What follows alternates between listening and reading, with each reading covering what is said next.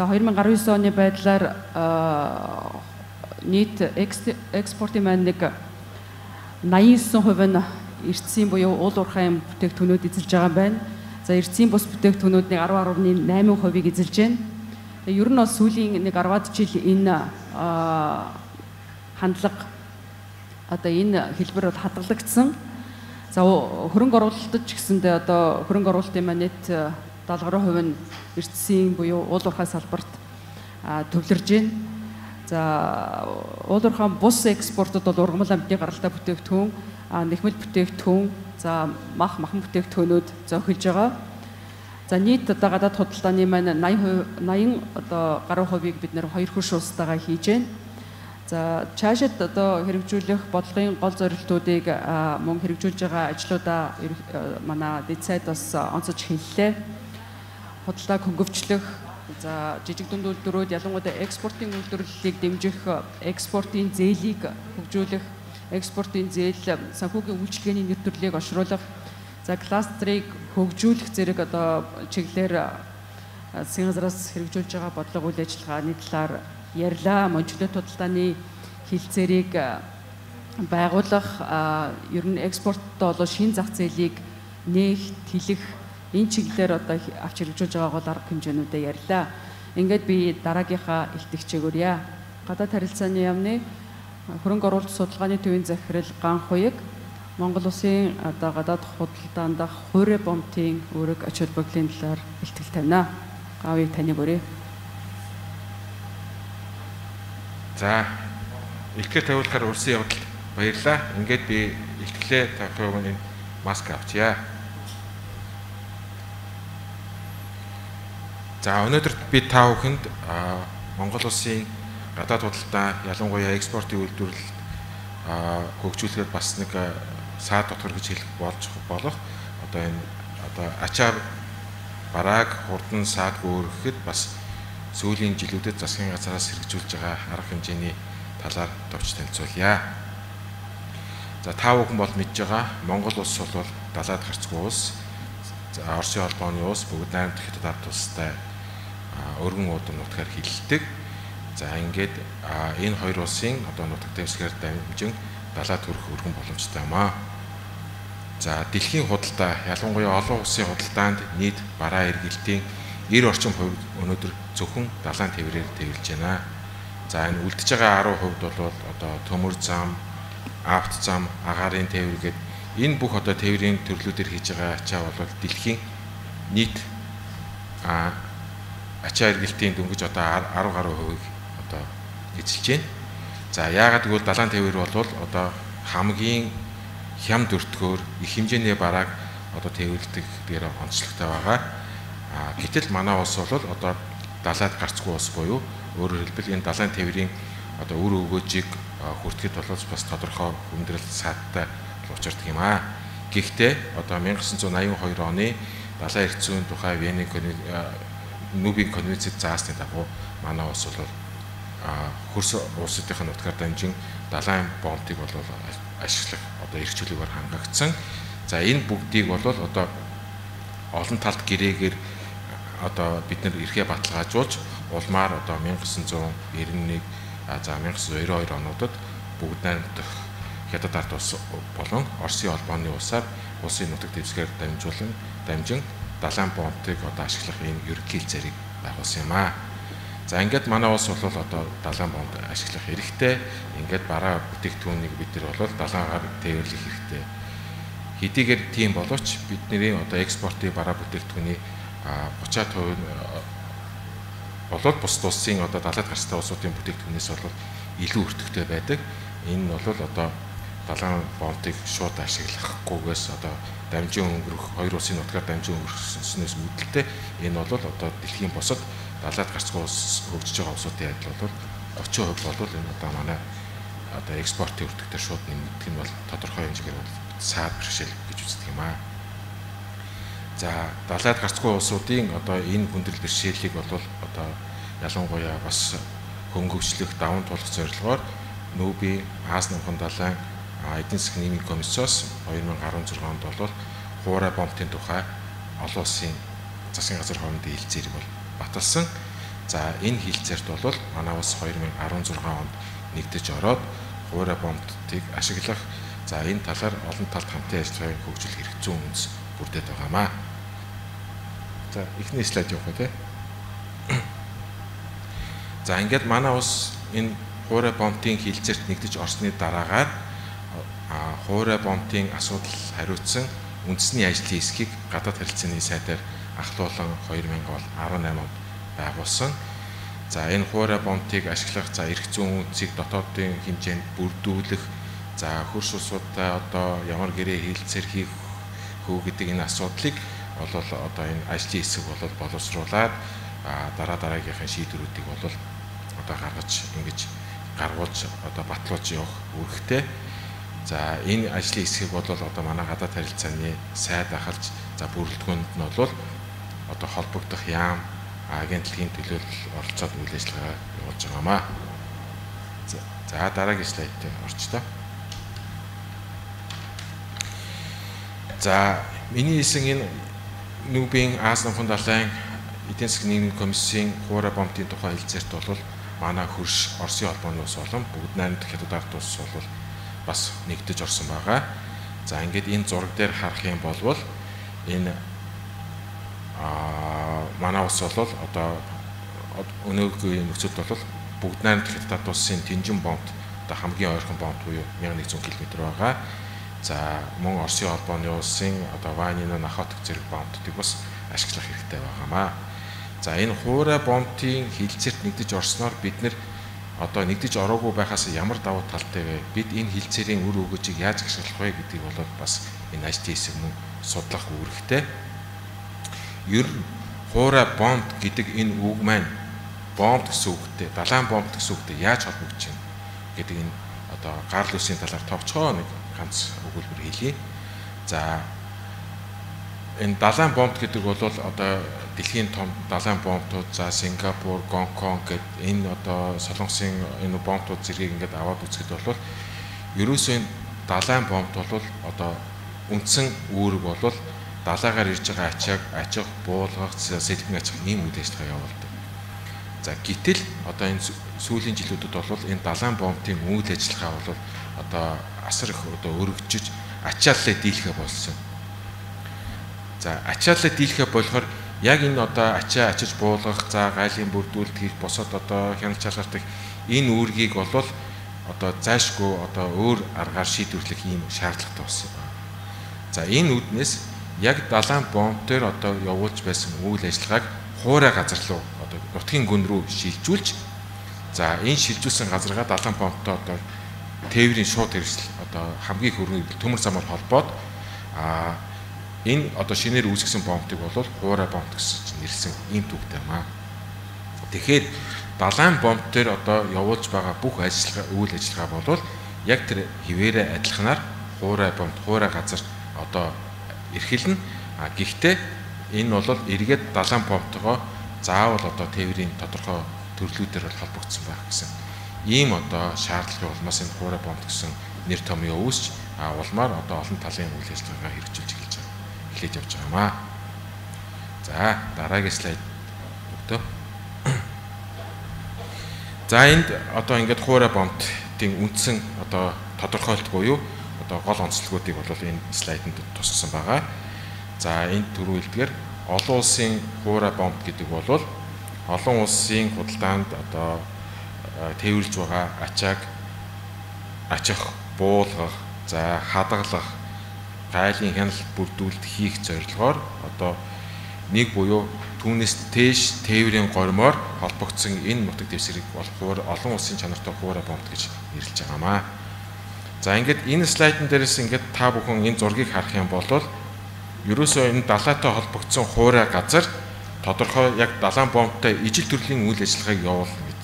За энэ дээр бол яг энэ тодорхойлтон дээр дурдсагсан энэ ачиж буулгах одоо энэ терминалууд, гайлын хяналт шалгах хийх энэ одоо үйл ажиллагаа за ингээд үүндээ нэмдээд одоо ургамлын хорой зөөр мал үнэлгийн хяналт шалгах бүх үйл ажиллагаа орно. За дээрэс нь энэ дээр хамгийн гол нь болохоор одоо ингээд гайлын бүрдүүлэлт гэдэг энэ бүх далайн бомбд хийгддэг үйл ажиллагааг хуурай газар шилжүүлж байна. Гэхдээ нэг онцлог нь бол энэ хуурай помп нь далайн помптойгоо шууд холбогдох ёстой юм аа. За хоёрдугаарт энэ хуурай газар энэ төвлөрж байгаа энэ помп маань нэг буюу түүнээс дээш тээврийн горин гэж байгаа. За үүнд болохоор хамгийн одоо ачаа тээврийг гүйцэтгэх хүчин чадалтай төмөр зам, аавт зам, агаарын тээвэр энэ бүгдний огтлцлоо одоо занглаа дээр энэ хуурай помпт бол байгуулагдсанаар далайн помптой ижил түвшний үйл ажиллагаа явуулж болно гэсэн ийм утгатай юм аа. За дараагийн слайд нь оръё.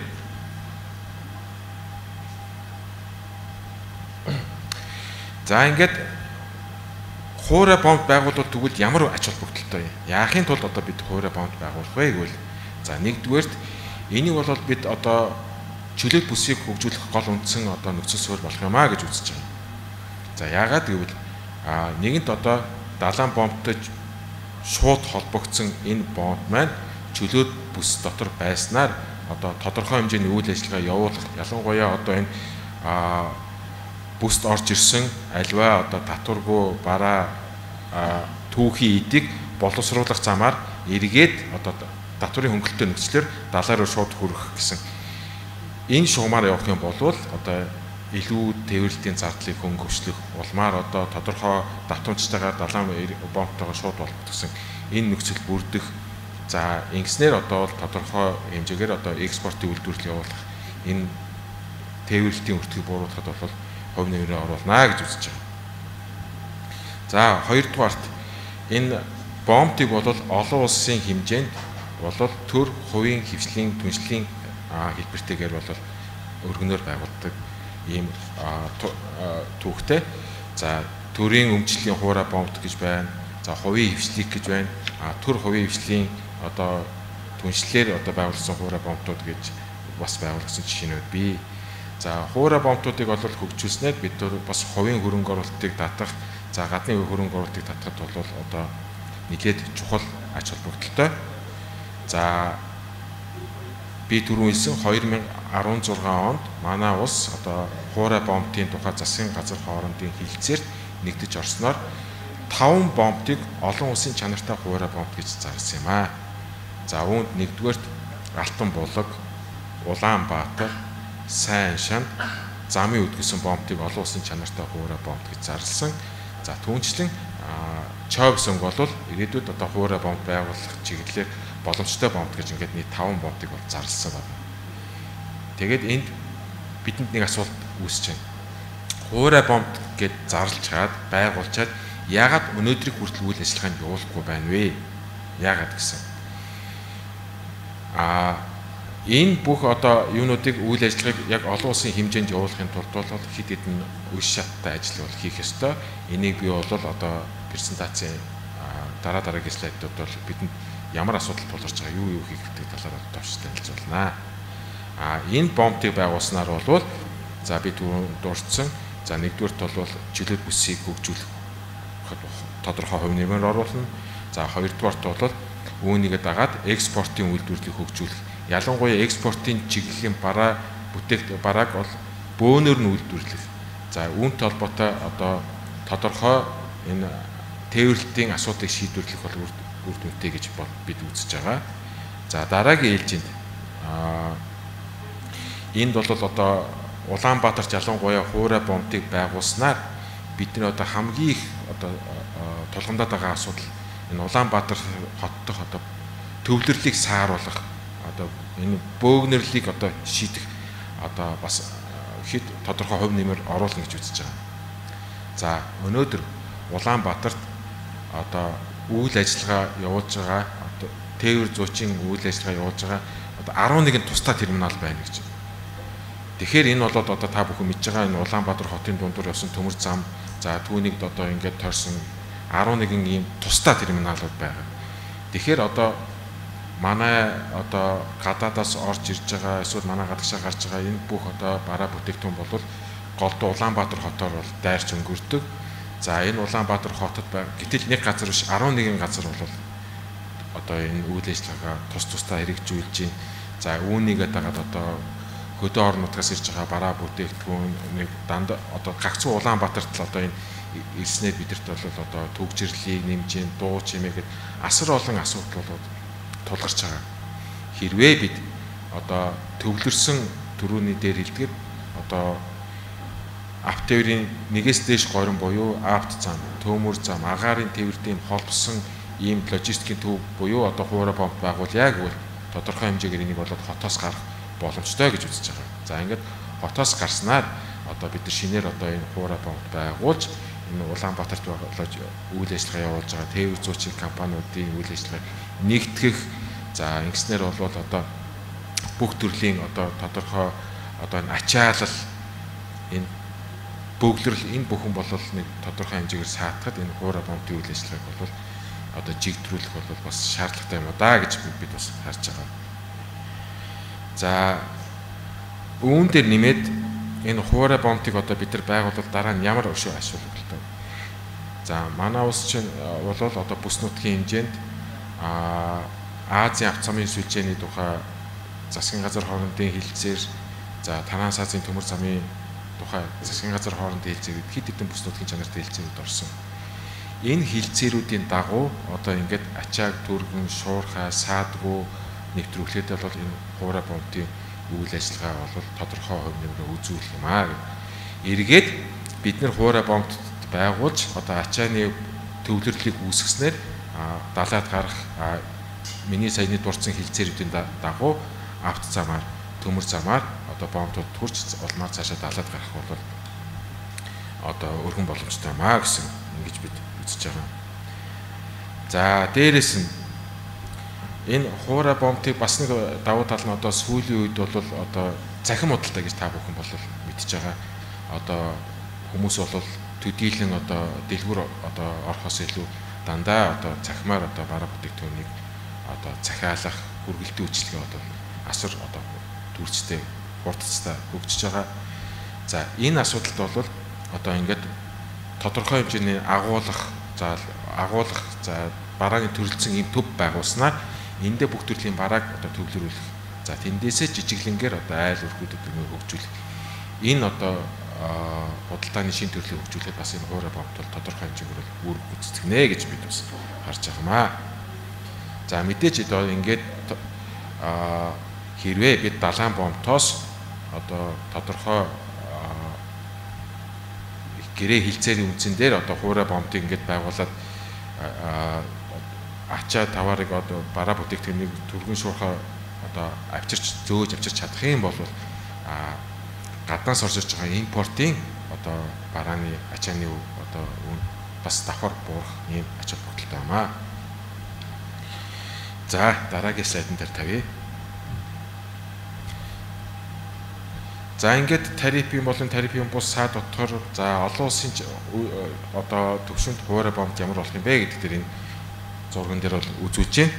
За эхний зураг бол одоо хуура помп байхгүй үеийн одоо уламжлалт одоо тээвэр ямар байсан бэ гэдэг. За энэ одоо энэ зургийн хамгийн юу талд бол далайн помптоос хот газар. За энэ дунд нь байгаа энэ жижигхэн бөөрнхийнүүд бол аж ахуйн нэгжүүд. За өмнө нь одоо яаж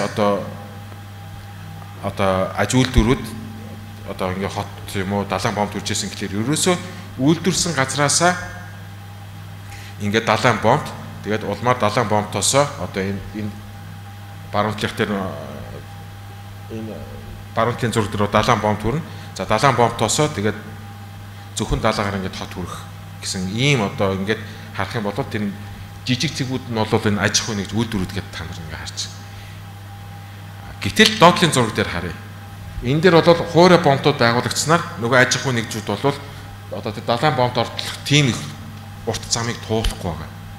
Тодорхой газар төвлөрч үйлдвэрсэн бүтээгдэхүүнээ тий одоо цуглуулах тэндээсээ бол далайн помпт хүрэх, далайн помптоосоо эргээд одоо хот суурин газар руу хүрэх гэсэн ийм схемээр одоо үйл ажиллагаа явуулсны дунд бол одоо энэ хуура помптын өрөө хөөж буюу одоо бараа бүтээгдэхүүн мөн өртөг одоо буурахад тодорхой нөлөө үзүүлж байна гэсэн ийм одоо судалгаа ажлуудыг хийсэн байна. За ингээд гэтэл одоо ингээд бидэрт хуура помп байгуулахад би түрүү хэлсэн одоо цаашаа юу хийх вэ? Тэгэхээр энд бол олон талд гэрээнд нэгдэж орсон байна.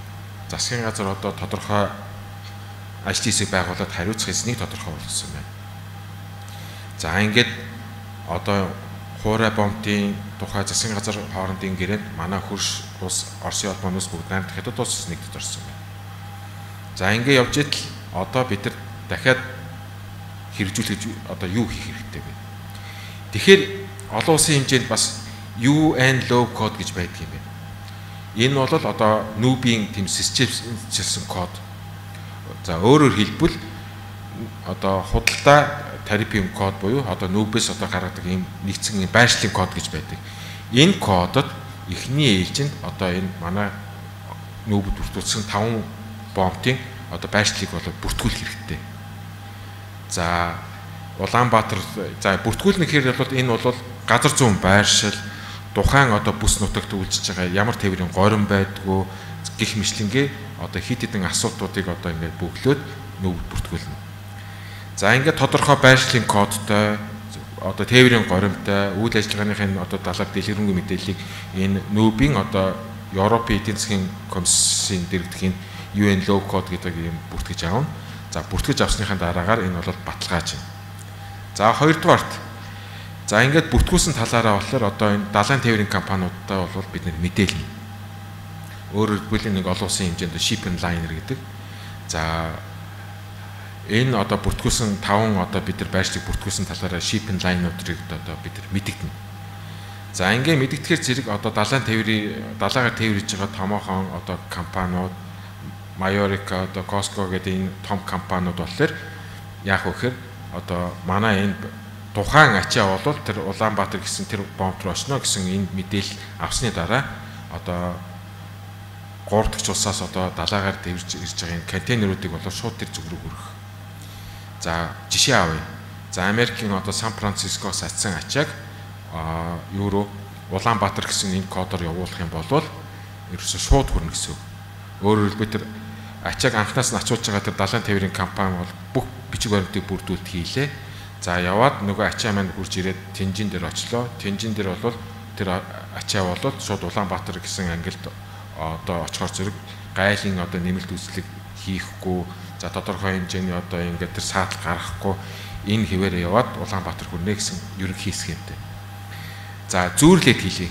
Бид нэр одоо ингээд Америк юм уу, Европын улсад одоо очихоор одоо онгоцоор нисэн тийм ээ. Онгоцоор нисэхдээ бид нар ачаагаа яадаггүй шууд очих газараа хургуулээд хийдэг. Тэгэхээр манай Мят компани хэрэг одоо тухайн одоо авиа компанитай одоо гэрээтэй бол бидний замдаа ачаагаа авахгүйгээр одоо жишээлбэл за Америкаас Улаанбаатараас Сан Францискоор сөөвлөөр дайраа гэхэд ачаагаа өглөө ачаа болвол ачаагаа бид нар сөөвлд авахгүйгээр шууд л очих газараа авдаг.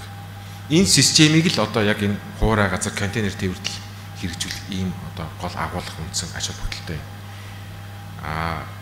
Тэгэхээр зэрэг бол бид нар одоо саяны онгоцны нислэгийн жишээн дээр аваад үзэхэд бид онгоцоор нисэхдээ одоо сөөвлөд одоо таранзит дээр 3-4 цаг болоход бол ачаагаа авахгүйгээр шууд одоо цаашаага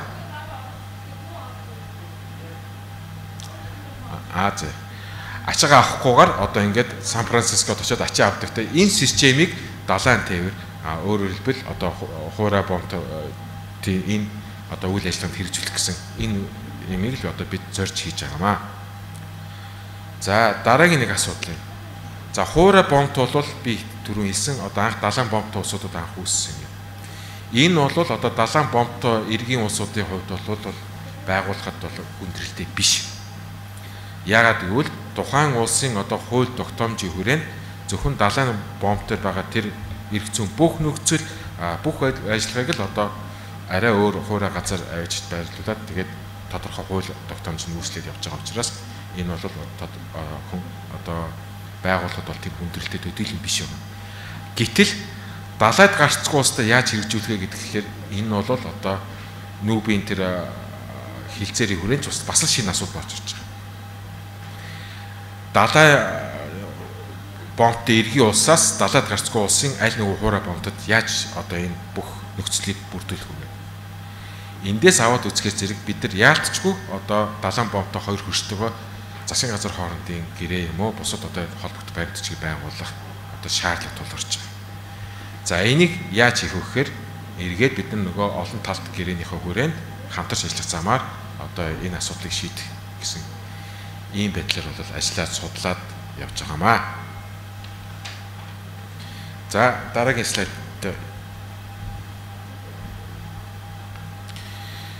За ингээд хэрвээ одоо ингээд ямар ч хэлсэн бид нар хуурай боомт байгуулах ихний үе шат алхмуудаа бол хийсэн, гэрээндээ нэгдээд орсон, дотоод бол тодорхой үйл ажиллагаа одоо хариуцах эзэнтэй болсон.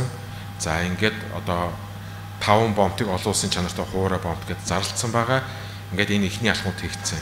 За дараагийн үе одоо үе шат нь бол миний түрүүн хэлсэн тэр UN law code болон одоо тэр хоёр талын гэрээ тэр зэрэг ийм үйл ажиллагаануудыг бол явуулахаар одоо бид нар судлаад одоо хийгээд явж байгаамаа. За ингээд бид нар одоо 5 хуурай боомтыг зарласан гэсэн. Энэ 5 маань өнөөдөр үйл ажиллагаа явуулж байгаа. Та бүхэн мэдж байгаа. Алтан боолог замын үед хоёр бол чөлөөт бүсгээ зарлцсан. За тэнд бол одоо тээврийн 2 горим байна, төмөр зам байна, авт зам байна. За Улаанбаатарт хэрвээ одоо 3 дахь одоо энэ байршлаг илүү их одоо төвлөрсөн хуурай боомт байгуулыг гэвэл мэдээж одоо хөшгийн үндийн нисэх худалдаагаа холбоод одоо ингээд төмөр зам, авт замаа одоо ингээд байгуулж чадах юм бол миний түрүүч хэлсэн одоо энэ бидний хотоос энэ үүсэж байгаа одоо илүүдэл бүглэрлэлийг бууруулах, заавалмаар одоо шин төвийг байгуулах энэ бүх ажиллагаанууд бол одоо хувь нэмэр оруулаад явах юмаа гэдэг. За үүний тулд бол мэдээж одоо энэ зөөлөн дэд бүтцээс гадна одоо хатуу дэд бүтц ялангуяа бол санхүүжилт хөрөнгө оруулалт бол шаардлагатай байгаамаа. За ингээд бол одоо энэ хуурай боомтыг байгуулах за энэ одоо үйл ажиллагааг читрүүлэхэд бол гадаадын бол дотоодын за хувь хөрөнгө оруулагчдын энэ одоо оролцоог хэрхэн бий болох вэ гэдэг дээр бол бид нар судлаад бас одоо тодорхой судалгааны ажил хийгээд одоо өөр дүн бол утгагүй гаргаж байгаа. За ингээд бэлэн болох тав хүнтэй хуваалцсанаа. За ингээд өнөөдөр миний хэлсэн одоо хуурай боомтын талаар товчхон танилцуулгыг ингээд баярлалаа. Гавьяа захирлаа их баярлалаа. Далаад гарцгүй улсын хувьд Монгол улс энэ далаад гарцтай орнуудтай харьцуулах одоо тээврийн зардалны 30 орчим хувь илүү байгаа. Тэгэхээр энэ маань өөрөө манай худалдааг илүү үнэтэй болгож байгаа.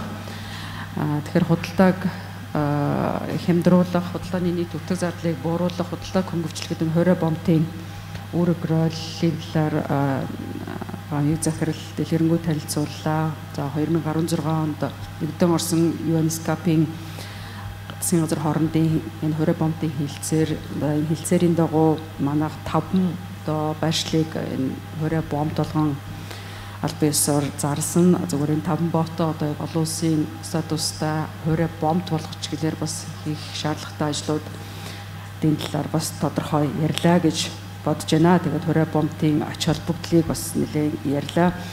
Худалдааг хөнгөвчлөх, экспортыг нэмэгдүүлэх, худалдааны өртөг зардлыг бууруулахаас гадна цахим худалдааг хөгжүүлэх, чөлөөт бүсийг хөгжүүлэх, мөн төр хувийн хвшлийн хамтын ажиллагааг бас дэмжиж хөгжүүлэхэд хуурай боомтын хөгжүүлэлт чухал бодолтой гэдгийг онцлоо гэж бодож байна. За манай дараагийн ихтгэл бидний сонсох дараагийн ихтгэл бол мөн энэ тээврийн асуудлаарх ийм ихтгэл байгаа. Би далаад гарцгүй хөгжиж байгаа орнуудын судалгааны төвийн гүйцэтгэх захирал одоо эрийг өрий. Одоо манай экспортын тээврийн асуудлаар өөрийнхөө ихтгэлийг авахмаа. Таныг урьж байна.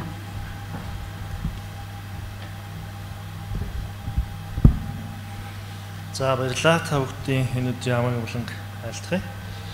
Энэ зохион байгуулагчдын зүгээс бас манай далаад гарсан хөгжиж байгаа орнуудын олон улсын судалгааны төвийг өрн оролцуулж энэ экспортын тээврийн талаар сэтгэл тавьж гэсэн хүсэлтийн дагуу бас бид нар энэ чиглэлцээ ирээд байна.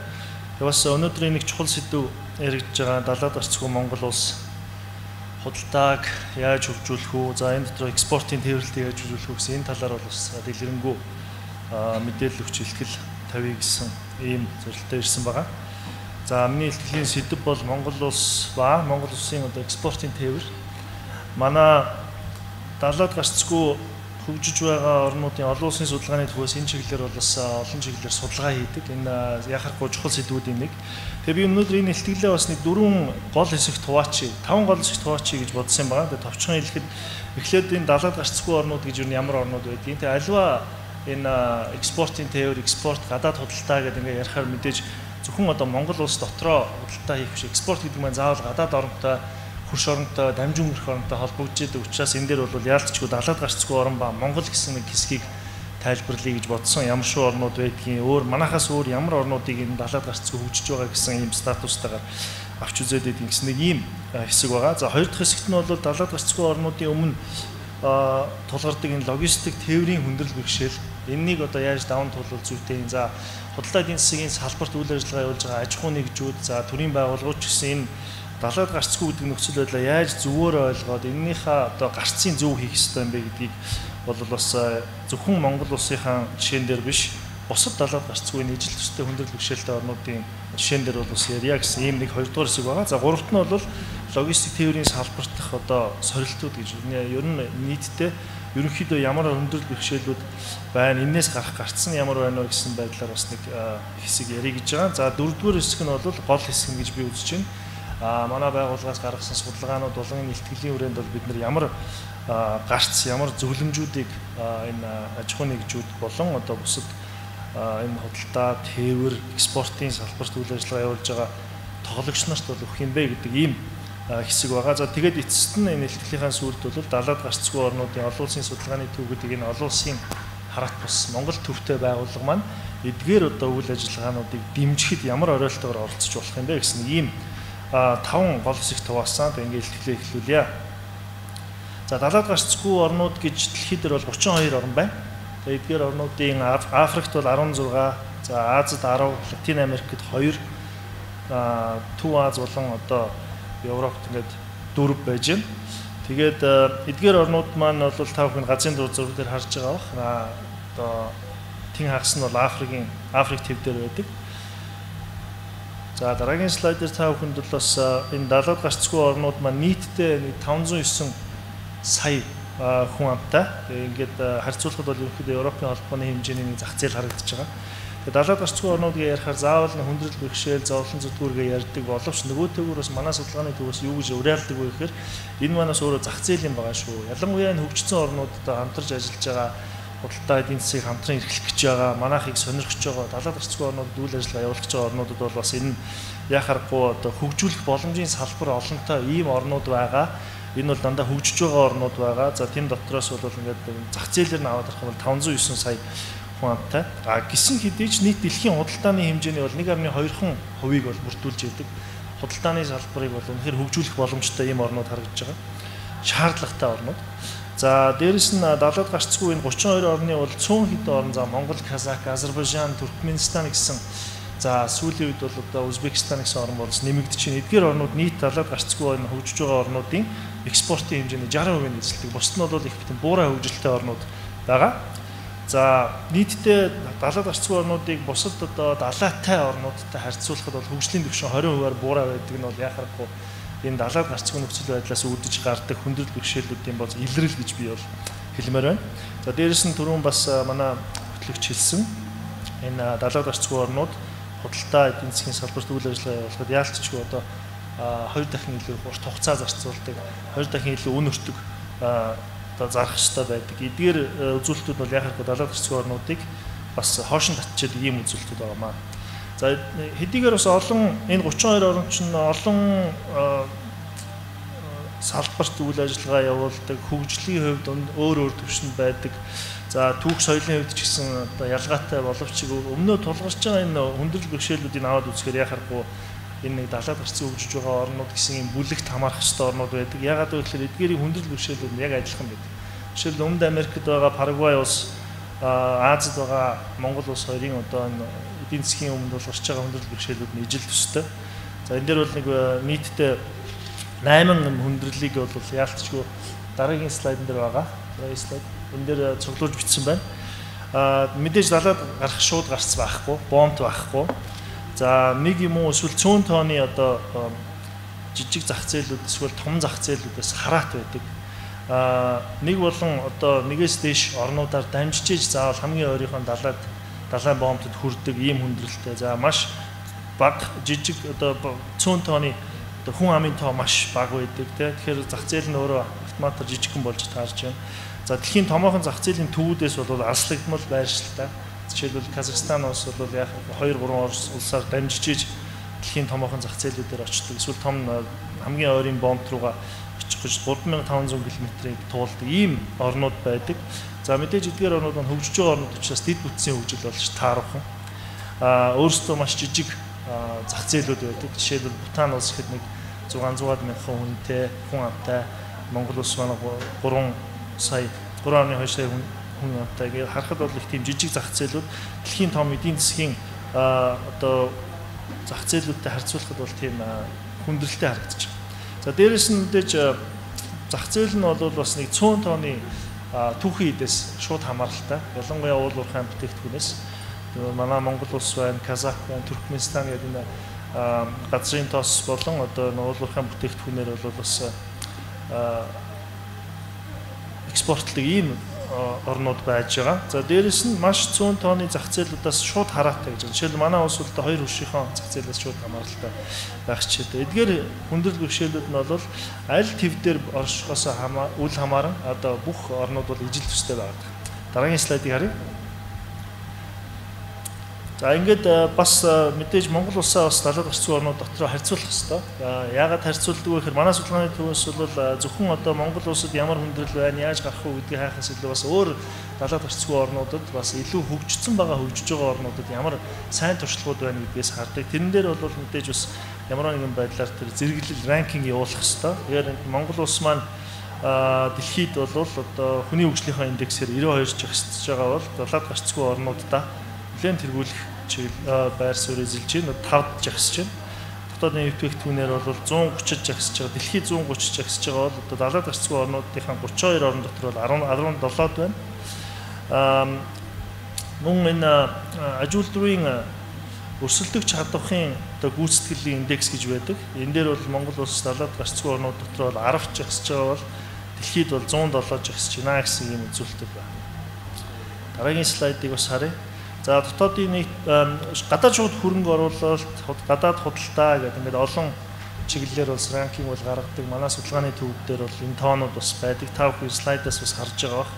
Зүгээр хамгийн сонирхолтой юм нь бид нэр зүгээр олон улсын судалгааны төв учраас бас ижил төстэй гараанаас худалдааныхаа одоо хөгжлийг ихэлсэн, за нийгмийнхаа хөгжлийг бас эхлүүлсэн гэдэг утгаараа манайх бол энэ далаад гарцгүй бусад орнуудтай өөрсдөө харьцуулж тэднэрээс бас болж байгаа бүтэж байгааг нь авч мөтгшөөл суралцах дуртай. Тэгэхээр энэ дээр бол ижил төстэй гараанаас гарсан гэдэг нь хуучин одоо социалист орнууд бол Төв Азийн Стан, одоо Казахстан, Туркменстан гэх орнууд байгаа, Азербайджан гэдэг. Эдгээр орнуудтай харьцуулаад үзэхэд бол манайх яхах хүний эхний топ 5-д нь болж агсаж байгаа. Тэрийгээрээ ингээд харахад бол бас хөгжиж байгаа орнууд дотроо за далаад гарцгүй орнууд дотроо гайгүй байр суурьтай явж байгаа юм болов уу гэж дүгнж болохоор гэтэл бол дэлхийн хэмжээнд хараад үзэхээр 100-аас дээш 120-аас дээш жагсаад явхлаар 192 оноос бол 130 40 гэж гэдэг маань бол энэ салбарт бол бас яхахгүй хөгжил хэрэгтэй байна гэсэн юм дүгнэлтийг бол дүгнэлтэд хүрч байгаа. Дараагийн слайд дээр харъя. За логистик, тээвэр логистикийн салбарт одоо ямар асуудлууд байна вэ? Ялангуяа энэ далаад гарцгүй орнуудад. Тэгэхээр түрүүн бас товчхон дурдаад өнгөрч байна энэ далаад гарцгүй орнуудын худалдааны өртөг өндөр байдаг гэж. Энэ дээр би бол нэг хэдэн слайд тодорхой тоонууд үзүүлээ. Энэ бол манай дээр байгаа хамгийн сүүлийн судалгааны тоонууд байгаа. За экспорт, импортын үзүүлэлтүүдийг хараад үзэхээр энэ шар баг нь маань бол манай Монгол улс байгаа. За саарл нь бол далаад гарцгүй орнууд. Дундлагын хоёр жижиг баган дээр бол хөгжиж байгаа орнууд болон далаатай орнууд гэсэн байдлаар дамжин хөрөх орнууд гэсэн байдлаар харуулсан байгаа. Ингээд үзэхээр 40 тонны контейнерээр дандаа тооцож үздэг ерөнхийдөө улсын худалдааны үзүүлэлтийг ингэж харуулдаг. Тэгэхээр энэ дээр манай Монгол улс дунджаар одоо 40 тонны контейнер экспортлж, импортлоход бол экспортын хувьд $2745 төлөх ёстой байхад одоо далаад гарцгүй орнууд дунджаар $3444 төлж байна. Тэгэхээр энэ маань бол далаад гарцгүй орнуудтайгаа харьцуулаад үзэхээр бол харьцангуй гайгүй бага үнэтэй байгаа боловч та бүхэн бас энэ эхний экспортын тэр баган дээр хараад үзэхээр дамжин өнгөрөх орнуудтай харьцуулахаар бол $1313 төлж байна. Манайх тэгэхэд бүр 2 дахин илүү төлбөр төлж байгаа ч гэжтэй. За импортын хувьд аваад үзэхээр Монгол улс $2950 төлж ээж 140 тонны контейнер авдаг юм байна. Гэтэл одоо дамжин өнгөрөх орнууд болон далаатай бусад хөгжиж байгаа орнууд бол $1384 төлж байгаа. Ийм үзүүлэлтээр хар Монгол улсын бол экспорт импортын үн нөртөг бол яхахгүй нэн өндөр байна гэж дүгнэж байна. За мэдээж одоо худалдаа эрхлэх экспорт эрхлэхэд бол яалтчгүй нэ хэдэн өдрийн дараа Азигээс Б-ийг төрөх вэ гэдгийг бол тооцох хэрэгтэй. Энэ хугацаанаас боловч шалтгаалж үн нөртөг нэмэгдэж хасагдаж тооцогдох хэрэгтэй. Тэгэхээр ингээд дахиад саяны дөрвөн үзүүлэлтээр харахаар Монгол улсын хувьд бол экспортын хувьд 44 хоног заавал зарцуулах хэрэгтэй байна. Дунджаар аль одоо улс руу явуулах хасаа шалтгаалаад. За гэтэл далаад гарцгүй орнуудын дундаж бол 41 хоног. Тэгэхээр манай улсын хувьд экспортлох хугацаа бол далаад гарцгүй орнуудын дунджаасаа өндөр байж байна. Тэгээд хөгжиж байгаа орнууд болон дамжин өнгөрөх орнуудаас бол дахиад 2 дахин илүү үнэтэй 2 дахин илүү их урт хугацаа шаардж байна. Одоо та бүхэн эхний энэ слайд дээр харж байгаа. Одоо дамжин өнгөрөх орн бол 21 хоног зарцуулж байхад Монгол улс 44 хоног. За импортын хувьд бол 1 хоногоор илүү 45 хоног зарцуулж иж импортлж байна. Далаад гарцгүй орнуудын дундаж бол 49 хоног байна. Тэгэхээр энэ дээр дахиад миний түрүүний дүгнэлт далаад гарцгүй орнууд дотроо бол гайгүй боловч одоо бусад орнуудтай хөгжиж байгаа орнуудтай харьцуулахад бол хамаагүй их урт хугацаа зарцуулж иж манай бараа бүтээгдэхүүн контейнерээр ирж байна. За дараагийн слайд дээр бол би бас дахиад нэг харьцуулт үзүүлье гэж бодож байна. Юу гэхээр нийтдээ тэр улаан нь бол манай Монгол улс. Энд хэдэн өдрийн дараа одоо нөгөө контейнер маань ирж байгаа вэ гэхээр энэ дээр бол дэлхийн дундаж гэж байгаа. За OECD-ийн орнуудын дундаж, Латин Америкийн дундаж, Ази номхон далайн орнуудын дундаж, Европын дундаж, за тэгээд далаад гарцгүй болон одоо нэм буруу хөгжиж байгаа орнуудын дундаж гэдэг ингээд 4-5 заалтуудаас ингээд харахад Монгол улс маань эдгээр бүх орнуудын дунджаас илүү олон өдрийг туулж иж манай бараа бүтээгдэхүүн контейнерээр Монгол улсад ирж байгаа. Дараагийн слайд дээр харъя. За тээвэр логистикийн салбарт бол бас энэ хил дамнсан одоо худалдаа эрхэлж байгаа энэ гүйцэтгэлийг бол гаргадаг дэлхийн банкны энэ ранкинг байдаг. Энэ дээр бол далаад гарцгүй орнууд дотроо манай улс 32-оос 22 жагсаж байхад бол дэлхийн ранкингээр бол дэлхийн 143 жагсаж байсан ийм үзүүлэлтүүд байна. За бусад орнууд нь та бүхэн слайдаар харж байгаа. Далаад гарцгүй орноос Бутан, одоо Умард Македон, Молдав зэрэг энэ Европын бас далаад гарцгүй орнууд бол нэлээд дээгүүр жагсаж экспорт импортын хувьд бол ялангуяа энэ хил дамсан худалдааны аймаг дээр бол яхахгүй үзүүлэлт нь илүү сайн байдаг. За богино хугацааг зарцуулдаг. Мэдээж бол томоохон зах зээлүүдтэй илүү ойрхон байдаг гэдгээр энэ бас юм байдаг боловч энд бол манай улс бол яхахгүй хойгуурж агсж байна. За хамгийн хэцүү одоо хүндрэлтэй орнуудын нэг бол Афганистан, Өмнөд Судан, Чад гэсэн ийм орнууд листэнд бол хамгийн хойгуур орж байгаа. За мөн логистикийн одоо гүйцэтгэлийн индексээр бол бас дамжин өнгөрөх тээврийг бид нар бас авч үздэг. Дамжин өнгөрөх тээвэр гэдэг маань яагаад чухал вэ гэхээр зэрэг одоо бид нар өөрсдөө Монгол улсын газар нутгийн тээвэр одоо бараа бүтээгдэхүүн дамжин өнгөрүүлэхээс гадна бид нар өөрсдөө экспорт эрхлэж байгаа юм бол дамжин өнгөрөх орны нутаг дэвсгэрээр манай бараа бүтээгдэхүүн хэр хурдан явж иж одоо нөгөө цэг дээр очиж гинэ гэдгийг бас бид нар тооцож бас үзэх ёстой, судлах ёстой. За энэ дээр бол манай улс 130-д жагсаж байна. Руанда улс бол 57, 180 улсаас одоо жагсаахад Руанда хамгийн гайгүй 57 дээр, Монгол улс 130 дээр, Афганистан бол одоо хамгийн сүүлд 140 одоо жагсаж байгаа. Ийм үзүүлэлт харагдаж байгаа.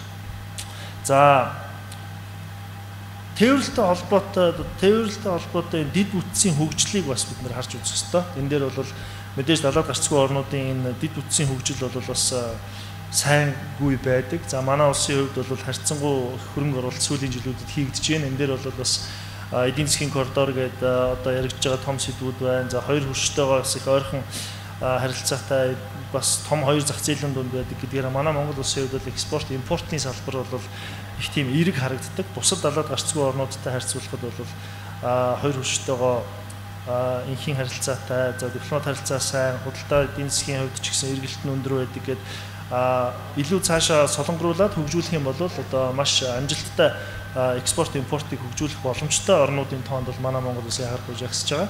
Эдгээр жагсаалтаас та бүхэн харах юм бол одоо Афганистан, Зимбабве, Бурунди зэрэг орнууд бол хамгийн хойгуур жагсаж байгаа шалтгаан нь зөвхөн одоо далаад гарцтай байдлаас гадна бас одоо хуршуудтайгаа тийм тааламжтай харилцаагүй дайнд ажилтай бас үмэн самуутай байдгаас шалтгаалаад худалдааг хөгжүүлэх боломж нь бол их дутмаг байдаг гэсэн ийм үзүүлэлтүүд байна. За дараагийн слайд дээр бол бас эрх зүйн талаас нь товчхон дурдъя. Эний дараагийн слайдыг гаргая. За энэ худалдаа эдийн засгийг хөгжүүлэх, за экспортыг хөгжүүлэхэд ер нь олон улсын эрх зүйн хүрээнд ямар шүү боломжууд байдаг юм бэ? Энэ дээр бол бас их олон судалгаа байдаг. За дэлхийн худалдааны байгууллагаас хийгдсэн судалгаанууд байна. За манай байгууллагаас гаргасан судалгаанууд дээр бол яхахгүй Монгол улсын эдийн засгийн салбарын ялангуяа Монгол улсын бүс нутгийн интеграцил хэрхэн хамрагдсан, хэрхэн интеграцлагдсан байдлын талаар бас судалгаа хийж бид нэр бас дүгнэлт гаргадаг. За энэ дээр бол олон улсын эрх зүйн хувьд хамгийн боломжтой одоо яхахгүй одоо үнэхээр эцсийн хүртэл хэрэгжүүлээд ашгаа хүртээд явах ёстой хэлэлцээр бол энэ дэлхийн худалдааны байгууллагын худалдаа хөгжлөх хэлэлцээр гэж харагдж байгаа. Энэхүү хэлэлцээр бол маш олон тодорхой заалтуудтай, дамжин өнгөрөх тээврийг дэмжих заалтуудтай, далаад гарцгүй орнуудын одоо дамжин өнгөрөх тээвэрлэлтийн үн нөртгийг багасгах, за үнгүй байх, чөлөөтэй зорчуулах гэх мэт энэ том заалтууд бол яхахгүй нартын 11-р зүйл болон бусад холбогдох заалтууд дээр бол маш тодорхой тусгагдсан байдаг. Энэ дээр бол ингээд заалт болгоноор нь яваад байвал бас цаг үргэлжлэхгүй учраас би энэ дээр товчхон дурдаад өнгөрөө гэсэн бодолтой байна. Энийг бол манай слайд тараагдах учраас энийг сонирхсан хүмүүс нь бас аваад үзэж болно. Дараагийн слайдыг үзье. За энэ дэлхийн худалдааны байгууллагын худалдаа хөгжлөх хэлэлцээрийг одоо амжилттай хэрэгжүүлэх юм бол ямар үр ашигтай юм бэ гэж энэ дээр бас би тодорхой хэдэн статистик үзүүлэе гэж бодсон юм.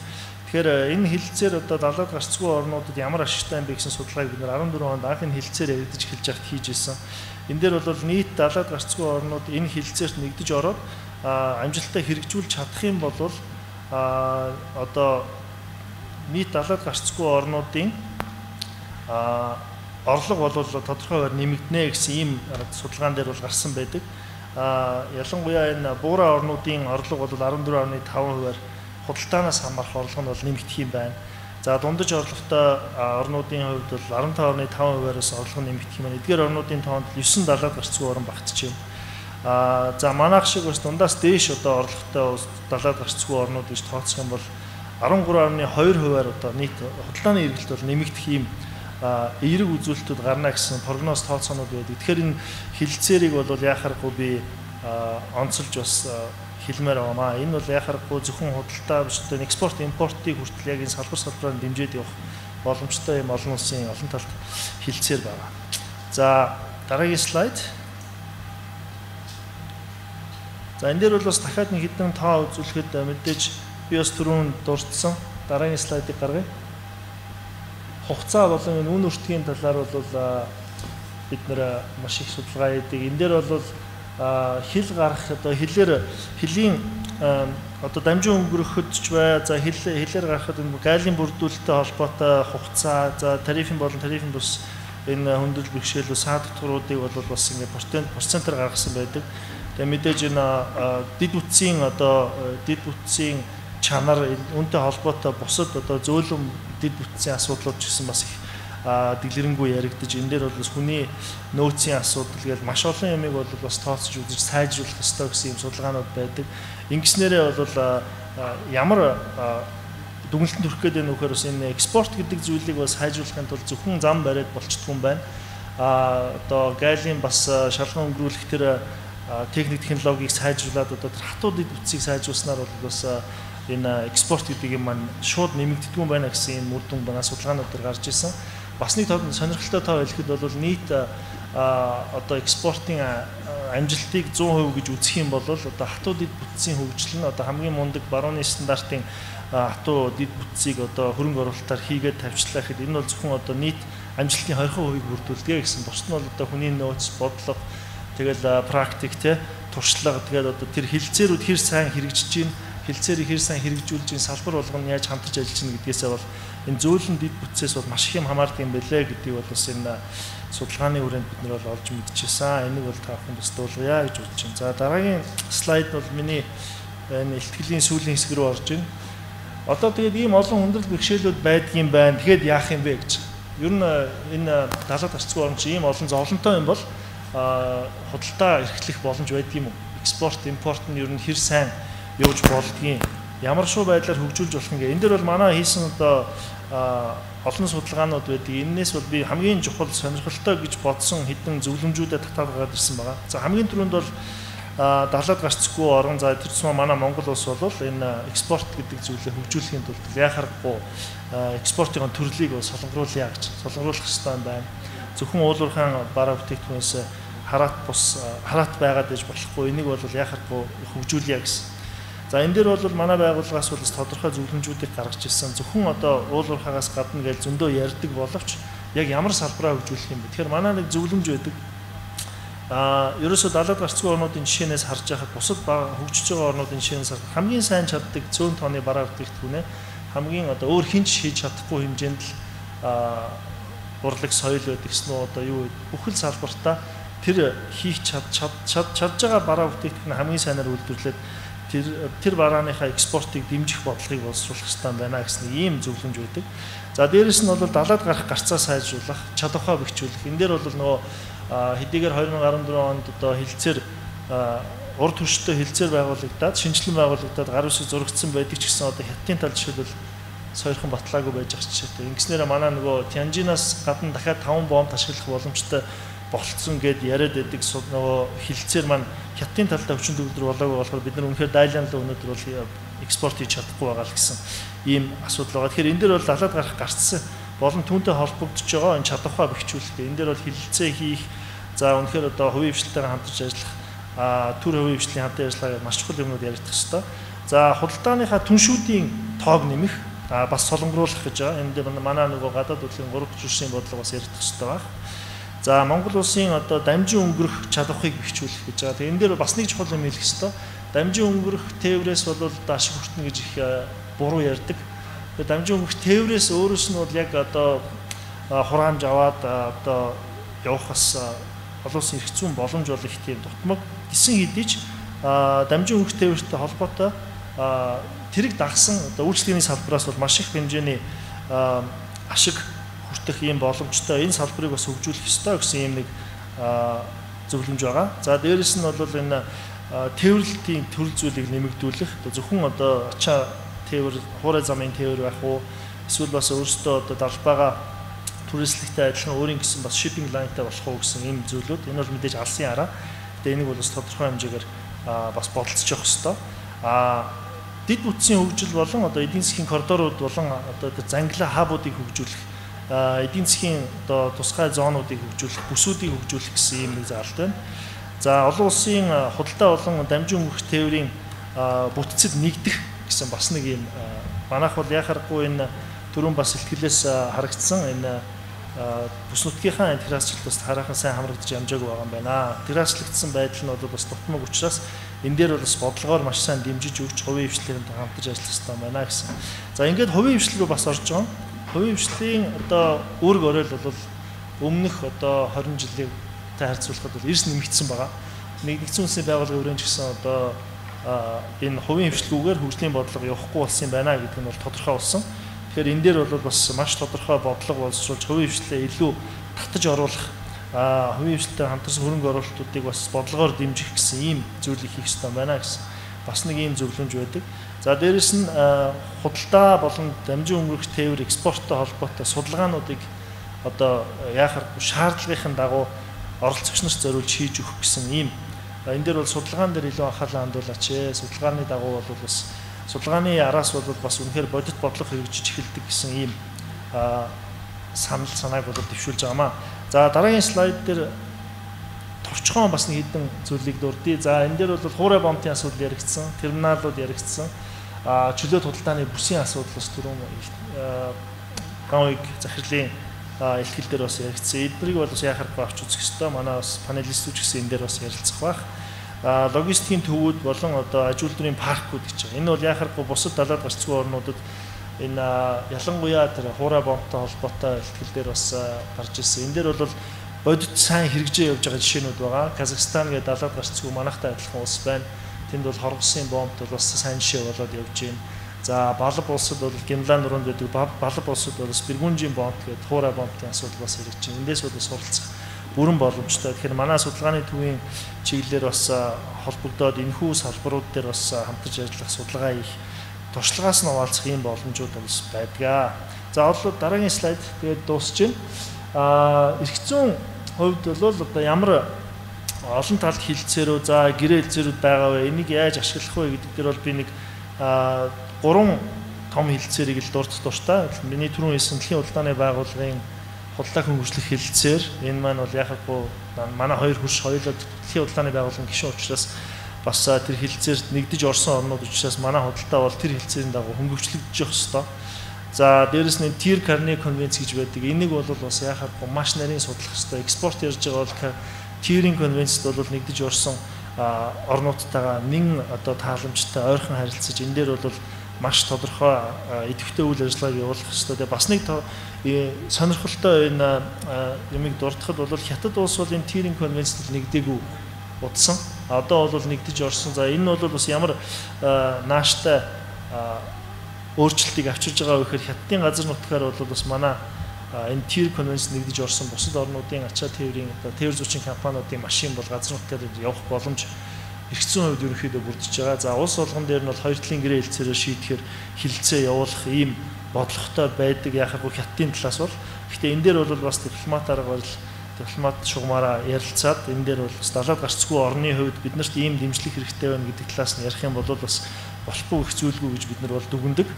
За мэдээж энэ хуурай бомбын хилцээр байна олон улсын. Энэ за саяхан манай улс бол бас Аз нохон далайн энэ АФТА хилцээрт нэгдэж орсон. Энэ бол яхахгүй бас нэг том дэвшил байгаа. Энэ 5 зүйлийг би бол дурдаад энэ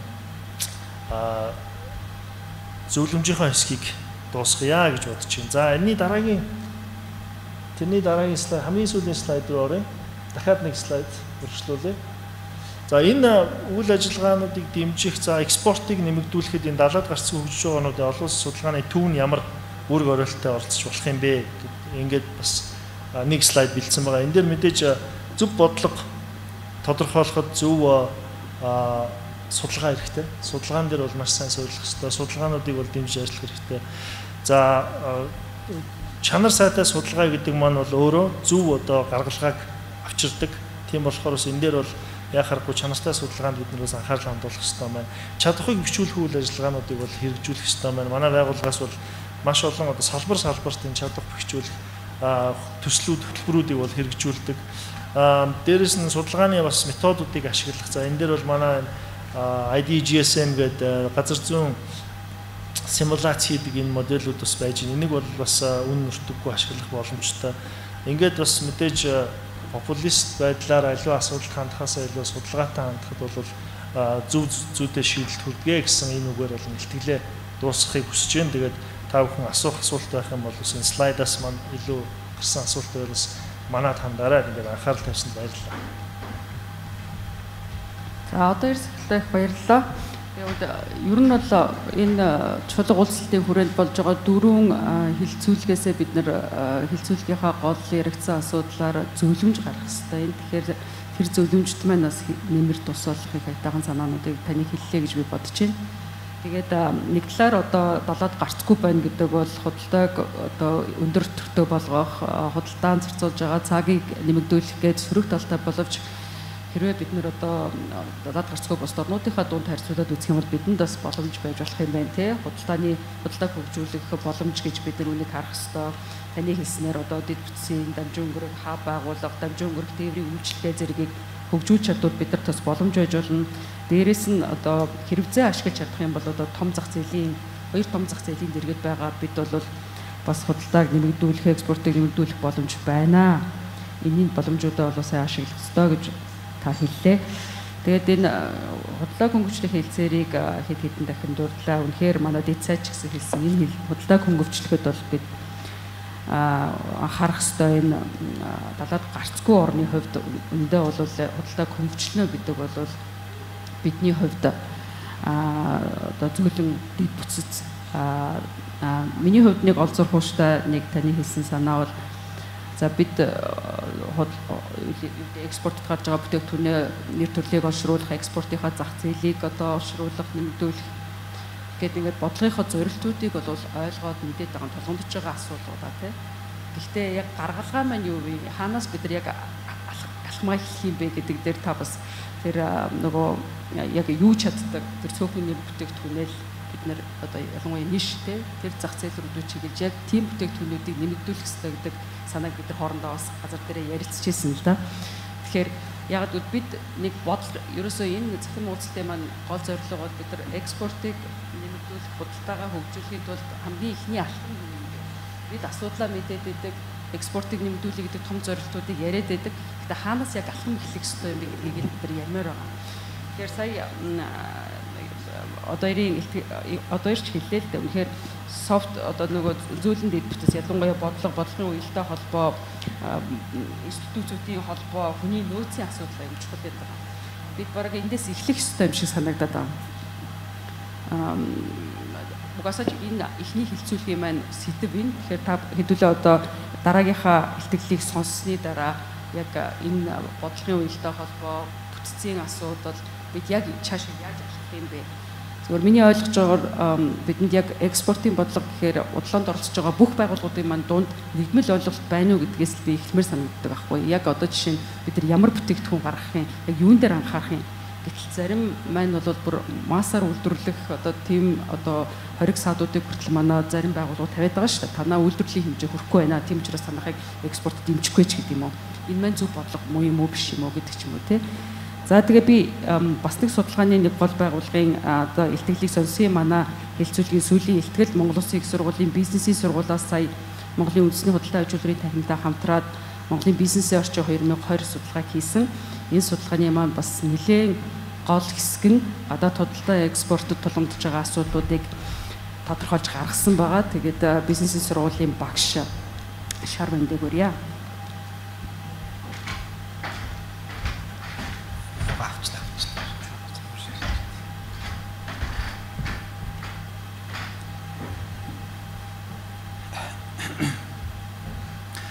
За сайн бацгаана уу? Та бүхэнд энэ өдрийн мэнд хүргэе. За юуны өмнө бидний хийсэн судалгааны үр дүнг одоо оролцогч, сонирхогч талуудад танилцуулах боломжийг олгосон зохион байгуулагч нартаа талархаж байгааг илэрхийлье.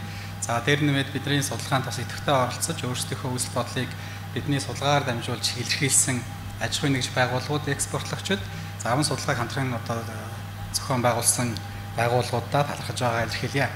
За тэгээд бидний өнөөдрийн одоо энэ одоо танилцуулах илтгэлийн маань үндсэн сэдэв бол экспортын нөхцөл байдал, за түүнд тулгарч байгаа асуудал, за энэ дээр үндэслээд ер нь манай экспортлогчид цаашид одоо экспортыг нэмэгдүүлэхийн тулд ямар чиглэлээр анхаарал зохиомжтой гэж үзсэн бэ гэсэн ийм гурван одоо үндсэн асуудлын хүрээнд та бүхэнд танилцуулах юм байнамаа. Тэгээд өмнөх илтгэлийн дээр бол ерөнхийдөө энэ экспортын чиглэлээр төрийн болон төрийн бус байгууллагуудаас хийж байгаа асуудлуудыг танилцуулсан бол бидний энэ илтгэлээр тавьж байгаа санаанууд маань яг экспортлогчдын үзэл бодлыг бид нэгэд итгэж та бүхэнд танилцуулж байгаа гэдгээрээ онцлог юм байнамаа.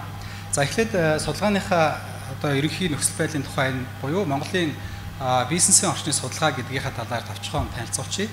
За бид мэдээж энэ судалгаагаар дамжуулаад яг Монгол улсад үйл ажиллагаа явуулж байгаа энэ бизнесийн орчин маань ямар нөхцөл байдалтай байна уу?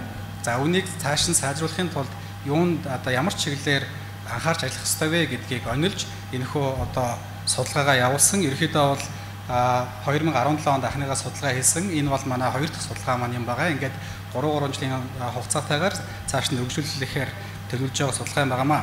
За судалгааны хугацааны хувьд бид нар 4-өөс 10 сарын хооронд судалгаагаа одоо хийсэн. За ялангуяа 5-6 сард бол бид яг аж ахуйн нэгжүүдээс асуулгынхаа аргаар ингээд мэдээлэл цуглуулсан байгаа.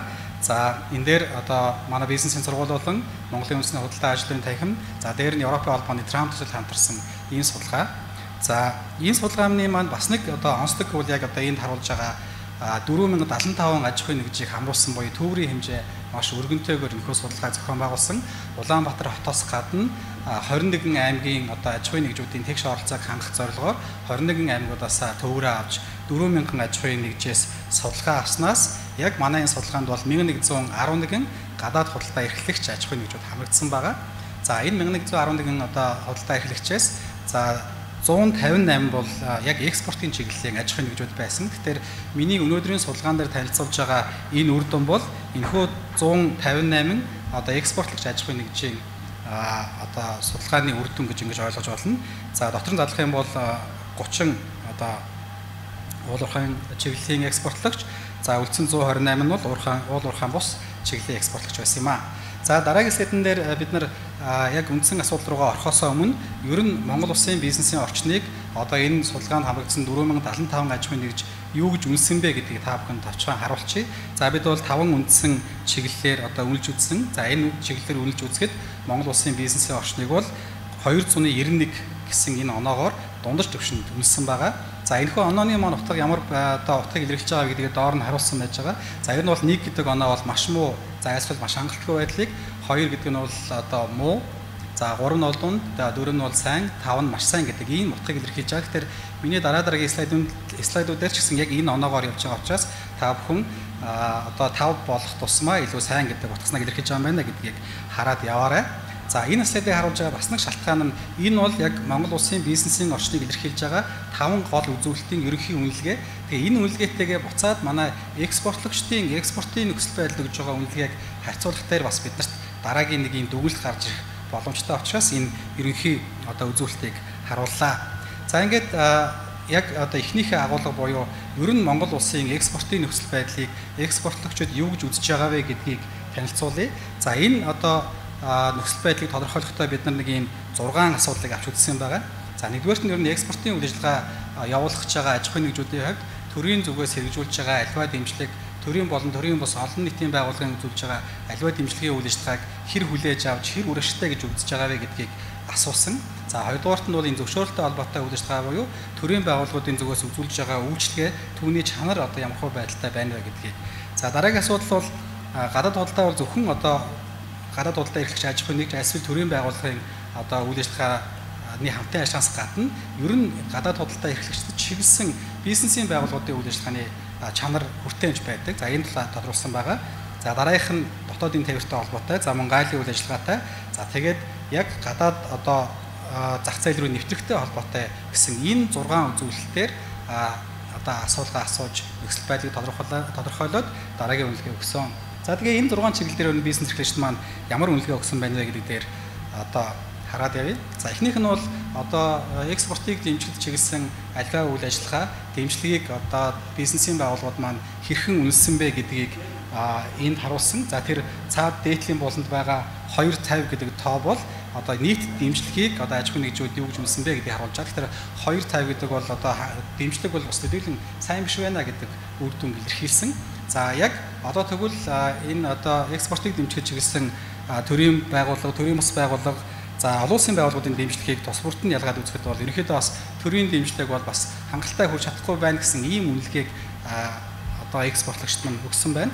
За тэгвэл цаашид ер нь одоо энэ экспортыг нэмэгдүүлэхэд ямар байгууллагын дэмжлэг илүү чухал юм бэ гэдэг ийм асуулт гарч ирнэ. За энэ асуултанд бол ерөнхийдөө манай судалгаанд оролцогчдын 40% нь бол засгийн газраас ямар нэг байдлаар дэмжлэг хэрэгтэй гэдэг энэ хариултыг өгсөн байгаамаа. За тэгээд цааш бусад нь бол одоо 25% нь Монголын үндэсний худалдаа аж ахуйн тэнхим хэрэгтэй, арилжааны банкуд дэмжих хэрэгтэй ч гэдэг юм уу, тийм ээ, иймэрхүү байдлаар одоо хариулсан байна. За дараагийн слайдн дээр бол экспортын зөвшөөрөл олгох гэсэн ийм зүйлэлт байгаа. Гэхдээ энэ экспортын зөвшөөрөл олгох гэдэг нь ерөнхийд нь багсаад хэлэх юм бол одоо экспорттой холбоотой төрийн байгууллагуудын үйлчлэгээний чанар гэдэг утгаар энэ одоо үзүүлэлт маань тодорхойлогдсон. Тэгэхээр энэ үзүүлэлт бол дунджаар 254 гэсэн үнэлгээг өгсөн байна. За тэгвэл энэ одоо төрийн үйлчлэгтэй холбоотой одоо энэ үйл ажиллагааг хугацаагаар нь за эсвэл тухайн одоо зөвшөөрлийг авахд зарцуулж байгаа бичиг баримт бүрдүүлэхийн тоогоор нь за үүнийг авахд гаргаж байгаа зардлаар нь харьцуулаад харах дээр за мөн л одоо хугацаа гэдэг энэ хүчин зүйл бол өөрөлдөх юм бол зөвшөөрөл авахтай холбоотой энэ зарцуулж байгаа хугацаа бол биднэрт илүү хүндрэл үзрүүлж байна гэдэг ийм үр дүнг харуулсан байна. Тэгэхээр ер нь бол бизнесийн байгууллагын хувьд бол энэ хугацаа гэдэг хүчин зүйл бол хамгийн их анхаарах ёстой зүйл байна шүү гэсэн ийм одоо зүйлийг харж болохоор байгаамаа. За тэгвэл яг одоо юу гэдэг экспорттой холбоотой тодорхой зөвшөөрөл авах хугацааг хэдийн хэрэг хэмжээний хугацааг зарцуулдаг вэ гэдэг асуултан дээр бол нийт одоо судалгаанд оролцсон аж ахуйн нэгжийн маань 50% нь бол 14-өөс бага хугацаа зарцуулж байна. За үлдсэн 50% нь бол 14-өөс дээш илүү хугацаа зарцуулж байна. Тийм учраас энэ хугацааг илүү бас багасгах тал дээр ажиллах хэрэгтэй маа гэдэг ийм одоо үр дүн гарсан байгаа. Тэгэхээр мэдээж энэ хугацааг багасгахын тулд хамгийн гол хийх ёстой зүйл нь бол одоо хүний өвчин төлөвлөсөөс хамааралтай байдлыг багасгах буюу захимжуулах шаардлага бас гарч ирж байна гэж ингэж харж болохоор байгаамаа. За дараагийн үзүүлэлт бол экспортыг дэмжихэд чиглэсэн бизнесийн байгууллагуудын үйлчлэгийг тодорхойлсон байгаа. За энийг бол ерөнхийд нь бас 264 гэдэг одоо оноогоор үнэлсэн. За эдгээр дотроосоо санхүүжилт олж авах гэдэг энэ бол одоо хамгийн төвөгтэй байна. Экспортын санхүүжилтийн боломжийг 233 гэдэг оноогоор үнэлсэн. За энэ бол хамгийн төвөгтэй байна.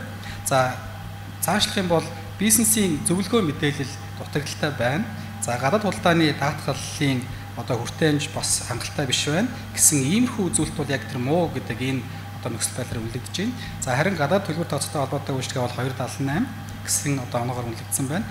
За тээвэр зуучийн үйлчлэгээ бол харин одоо Монгол улсын хувьд бол дундаж төвчөд очсон буюу 3-аас дээш үлгээ авсан байна. Тэгэхээр бидний энэ экспортын нөхцөл байдалтай холбоотой тодорхой судалсан үзүүлэлт дотроос 3-аас дээш буюу дундаж төвшөнд очсон гэдэг үзүүлэлтийг авсан ганцхан үзүүлэлт маань энэ тээвэр зуучийн үйлчлэгээ бол тодорхой төвшөнд хүрсэн байна гэдгийг илэрхийлж байгаа. За мэдээж одоо гадаад худалдааны санхүүжилт, даатгал, төлбөр тооцоо гэдэг энэ үйл ажиллагаа бол экспортлагчдын чадамжийг дагаад сайжрах боломж хүндрэлтэй асуудал байна гэдэг байдлаар тодорхойлогдож байгаамаа.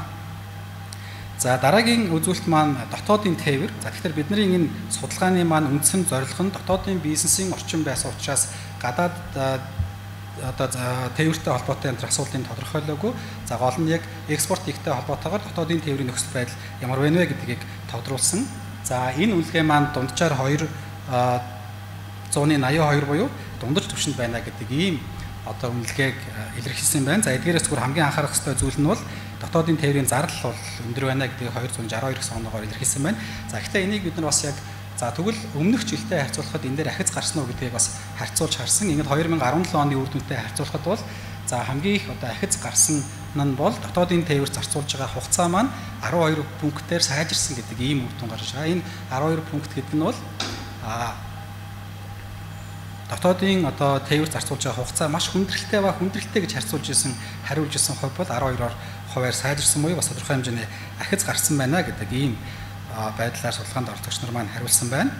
За дараагийнх нь үзүүлэлт бол хил гайлын үйл ажиллагаа байгаа. За хил гайлын үйл ажиллагааг ерөнхийд нь бол 275 гэдэг одоо оноогоор дундаж төвшөнд үнэлсэн байна. За эдгээрээс бол энэ дотор нь зарлж үзсэн 3 зүйлээс одоо хил гайл дээр үзүүлж байгаа үйлчлэгийн шанар бол одоо харьцангуй таар байна гэсэн иймэрхүү үр дүн гарсан байна. За энэ доктор дээр бас бид яг энэ хил гайлын үйлчлэгтэй холбоотой үйлчлэгийн чанар зардал хугацааг томоохон боомтуудаар харьцуулж харуулсан байгаа. За энэ дээрс харж байхад бол буян тухай гайлын газрын үйлчлэгээ бол хамгийн одоо өндөр оноо авсан байна. За зардлын тухайд гэх юм бол одоо энэ дурдсан боомтуудаас гаднах бусад боомтуудын үйл ажиллагаа бол илүү их зардалтай гэсэн хариулт байна. За түүнчлэн зарцуулж байгаа хугацааны хувьд бол Алтан булгийн одоо хил дээр одоо бусад боомтуудтай харьцуулахад илүү удаан хугацаанд зарцуулдаг буюу илүү хүндрэлтэй байна гэдэг ийм хариултыг өгсөн байнамаа. За дараагийн үзүүлэлт маань хэдийгээр одоо энэ дурдж байгаа хүчин зүйлс маань шууд Монгол улсын бизнесийн орчинд хамааралтай биш ч гэсэн гадаад улс орнуудын одоо хил гайл дээр тулгарч байгаа нөхцөл байдал нь ямар хэмжээний одоо хүндрэл бэрхшээлийг үүсгэдэг вэ гэдэг талаар асуусан. За тэгээд мэдээж энийг шийдвэрлэхийн тулд засгийн газрын түвшинд бас харилцан тохиролцож шийдэх боломжтой гэдэг үгнээс нь энэхүү асуултыг асуусан байгаа. За эдгээр асуултуудаас буюу одоо яг хил нэвтрээд гадаад улсын хилийг одоо давхтай холбоотой нөхцөл байдлын хүрээнд бол хамгийн их хүндрэл очруулдаг зүйл нь бол тарифын бус зохицуулт байна гэсэн ийм хариулт гарч ирсэн байна. Гэхдээ тарифын бус зохицуулт гэдэг энэ ойлголтын цаана бол манай бүтээгдэхүүн үйлчлэгээ одоо тухайн нэвтрэж байгаа улс орныхоо стандартын болон техникийн шаардлагыг хангаж чадахгүйтэй байгаатай холбоотой буюу бүтээгдэхүүнийхээ чанарыг сайжруулахтай холбоотой иймэрхүү асуудал бас хүндрэл үүсгэдэг гэдэг байдлаар хариулсан байна. За гайлын тэрмийн тухайд 250 буюу бас хүндрэлтэй. За хоёр хөрш улс орны хиллийн үйл ажиллагаатай холбоотой асуулт нь бол Орос улбаны улсын хилийг нэвтрэхтэй холбоотой энэ нөхцөл байдал хугацаа бол ядад улсын хилийг нэвтрэхтэй холбоотой энэ харьцуулсан үзүүлэлтээс 0.1 пунктээр бас хүндрэлтэй гэдэг байдлаар дүгнэгджээ. За энэ дээрс үндэслээд бид бас дараагийн нэг зүйл нь бол за тэгвэл Монгол улсын засгийн газраас одоо зах зээлийн нээх зорилгоор зарим улс орны зах зээл дээр илүү одоо нэвтрэх боломжийг нь олох зорилгоор хийж байгаа хөнгөлөлт чөлөөлөлт хилцээрийн үр дүнг манай аж ахуйн нэгжүүд ямар байдалтай байна вэ, ашиглаж байна вэ гэдгийг тодруулсан. За тэгэхээр манай энэ судалгаанд хамрагдсан аж ахуйн нэгжийн 15% нь бол Японтой байгуулсан эдийн засгийн түвшлийн хилцээрийн татврын хөнгөлөлтийн үр нөлөөг эзэлсэн гэдэг байдлаар харуулсан. За харин 17 аж ахуйн нэгж нь бол Европын холбооны хөнгөлөлтийн эрх системийг бид нар ашиглаад явж байгаа гэдэг байдлаар харуулсан байгаа. Тэгэхээр өнгөрсөн сард болсон Европын холбооны худалдааны өдрүүдийн хэмжээгээр Европын холбооны зах зээл дээр үйл ажиллагаа явуулах гэж за энэ хөнгөлөлтийн эрх системд нэвтрээд за бүртгүүлээд явж байгаа 70 гаруй аж ахуйн нэгж байгаа гэсэн тоо байлаа. Тэгэхээр энэ 70 гаруй аж ахуйн нэгжээс манай энэ одоо судалгаанд бол 20 аж ахуйн нэгж ингээ хамрагдсан байна гэдэг байдлаар бас харах боломжтой. Тэгэхээр бидний энэ судалгааны үр дүн бол бас яг одоо экспортлагчдынхаа үзэл бодлыг бас илэрхийлж чадсан юм уу гэж ингэж харж байгаа. За ингээд энэ нөхцөл байдлуудыг дүгнээд үзэх юм бол ер нь экспорт хийхтэй холбоотой бизнесийн орчныг бол гадаад худалдаа эрхлэгчид маань 236 гэдэг үнэлгээгээр үнэлсэн. Тэгэхээр энэ 236 гэдэг бол экспорт хийхэд хүндрэлтэй байна гэсэн ийм судалгааны үр дүн харуулсан байна гэсэн үг. За гэхдээ энэ 236 гэдэг нь бол өмнөх 6 одоо үзүүлэлтийн дундаж үнэлгээ биш. Ерөнхийдөө яг Монгол улсад экспорт хийхтэй холбоотой бизнесийн орчныг та юу гэж үнэлж байна вэ гэдэг ийм асуултанд бол 236 гэдэг оноогоор буюу хүндрэлтэй гэж хариулсан байнамаа. За тэгвэл энэ дээрс мэдээж за ийм хүндрэл бэрхшээл байгаа бол тэгвэл яг ямар асуудал нь хамгийн одоо шийдвэрлэх ёстой хамгийн их хүндрэл үүсгэж байна вэ гэдэг асуудал шилжиж байна. За ингээд танай одоо бизнесийн байгууллагуудын хувьд бол экспорт хийхэд ямар хүчин зүйл хамгийн их хүндрэл үүсгэж байгаа гэдэг асуултанд бол судалгаанд оролцогчдын дийлэнх нь хамгийн их хүндрэл үүсгэж байгаа зүйл бол валютын ханшны хэлбэлзэл юм а гэдэг байдлаар хариулсан байгаа. 236 оноор маш хүнд байна гэж. Гэхдээ энэ хариулт нь бол зөвхөн экспортлагчдын төдийгүй манай судалгаанд оролцсон 4075 аж ахуйн нэгжийн хувьд ч гэсэн энэ валютын ханш бол яг бизнес эрхлэхэд хамгийн их бэрхшээл үүсгэж байгаа шүү гэдэг байдлаар хариулж байгаа. Тэгэхээр энэ нөгөө талаараа бол бас манай бизнесийн үйл ажиллагаа гадаад зах зээлээс хэр хамааралтай байгаа гэдэг нь бас энэ дээрээс харагдаж байгаа баг. За мөн гадаад худалдааны санхүүжилт олоход төвөгтэй байна гэдэг энэ хоёр одоо хүчин зүйл бол хамгийн их одоо бэрхшээлтэй байна гэдэг ангилалд орж байгаа. За энэс цаашаа цаана байгаа дараагийн одоо дөрвөн үзүүлэлт бол одоо төрийн бодлогын хүрээнд шийдэн гэхээсээ илүүтэйгээр тухайн гадаад худалдаа эрхэлж байгаа аж ахуйн нэгжүүдийн дотоод чадвартай холбоотой асуудлуудыг дурдсан байгаа. Тухайлх юм бол гадаад зах зээлийн өрсөлдөөнд ороод ажиллахад тэнд одоо өрсөлдөөнд нь дасан зогсож чадах хэмжээнд ажиллаж чадахгүй байна. За манай хүний нөхцийн олдоц төвөгтэй байна. За яг гэрээгээ байгуулах гэдэг асуудал үүсэхдээ энэ дээр яаж гэрээгээ байгуулах вэ гэдгийг мэдэхгүй байна. За зах зээлийн мэдээллийн олдоц буюу нөгөөд судалгаа гэдэг ийм асуудал маань бас хэцүү байна. За тэгээд гадаад зах зээл рүү гарах ихтэй хамтрагчийн олдлох, зуршлагчийн олох дээр хүндрэлтэй байна гэсэн иймэрхүү одоо хүндрэл бэрхшээлүүдийг тооцсон байна. За тэгэхээр энэ дээрээс тодруулаад за тухайлх юм бол санхүүжилтээр их бэрхшээлтэй тулгарч байна гэдэг дээр нь тодруулаад за тэгвэл яг санхүүжилтийн ямар хэлбэрүүдийн одоо илүү төвөгтэй байна вэ гэдэг дээр бас тодорхойлж асуусан байгаа. Тэгэхээр эхнийх нь бол ерөнхийдөө засгийн газрын тусгай сонгуудаас олгож байгаа санхүүжилтийн хөөсрийг олж авахд бол их бэрхшээлтэй байна гэдэг ийм хариултыг өгсөн байна. За мөн дотоод гадаадын төсөл хөтөлбөрүүдэд хандаж санхүүжилт авах боломж бол төвөгтэй байна. За зээлийн батлын даалтын санд хамрагдах боломж маань бас сайнгүй байна гэдэг байдлаар харуулсан байна. За энэ слайдн дээр бол бид сая хүртэл бол дандаа яг экспортлагчдынхаа хариултуудыг харуулж ирсэн бол энэ дээр зүгээр ер нь бол гадаад худалдаа эрхэлж байгаа аж ахуйн нэгжүүд маань саяын дурдсан энэ одоо асуудлуудыг салбарын хувьд ялгаатайгаар яаж үнэлсэн бэ гэдэг хариултыг харууллаа. Болох юм бол энэ слайдн дээр бол зөвхөн экспортлагчдын биш нийт гадаад худалдаа эрхэлж байгаа аж ахуйн нэгжүүдийг салбараар нь харуулсан байгаа. Тэгэхээр энэ дээрээс бас сонирхолтой дүгнэлтүүдийг хийх боломжтой. За юуны өмнө бол гадаад худалдааны санхүүжилт авах боломж гэдэг энэ шалгуур үзүүлэлтийн хувьд бол боловсруулах үйлдвэрлэлийн салбар бол энэ бол хамгийн төвөгтэй байна гэдэг байдлаар одоо хариулсан. За мөн бас уул уурхайн чиглэлээр гадаад худалдаа эрхэлж байгаа аж ахуйн нэгжүүдийн хувьд бол бизнест үзүүлж байгаа валютын ханшны нөлөөлөл бол одоо харьцангуй хялбар гэж бусад салбаруудтай харьцуулж хариулсан байна. Гэхдээ тэдний хувьд экспортынхаа орлогыг олж байгаа учраас ийм байдлаар хариулсан байх магадлалтай байна.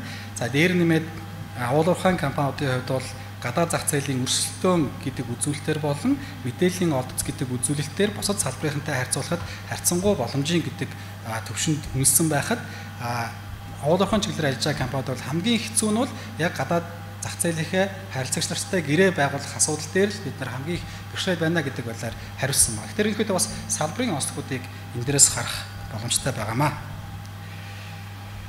За ингээд бид бэрхшээлийн тухай ярьлаа. За тэгвэл цаашид юу хийхийг, ямар арга хэмжээндээр төвлөрж ажиллахыг экспортлагчид маань хүсэж байгаа вэ гэдэг ийм асуудал гарч ирж байгаа. За энэ асуулт руу орохын өмнө эхлээд за өдийг хүртэл хугацаанд явж ирсэн одоо төр засгаас хэрэгжүүлж байгаа, төрийн бас байгууллагаас хэрэгжүүлж байгаа одоо энэ тусламж дэмжлэгүүдээс аль нь танай одоо үйл ажиллагаанд хамгийн их тус дэм болсон бэ гэдэг асуултанд бол ерөнхийдөө сүүлийн үед хийгдэж байгаа энэ төрийн байгууллагуудын үйлчлэгээний захимжуулалт нэг цэгийн үйлчлэгээ бол хамгийн их тус дэм болж байна.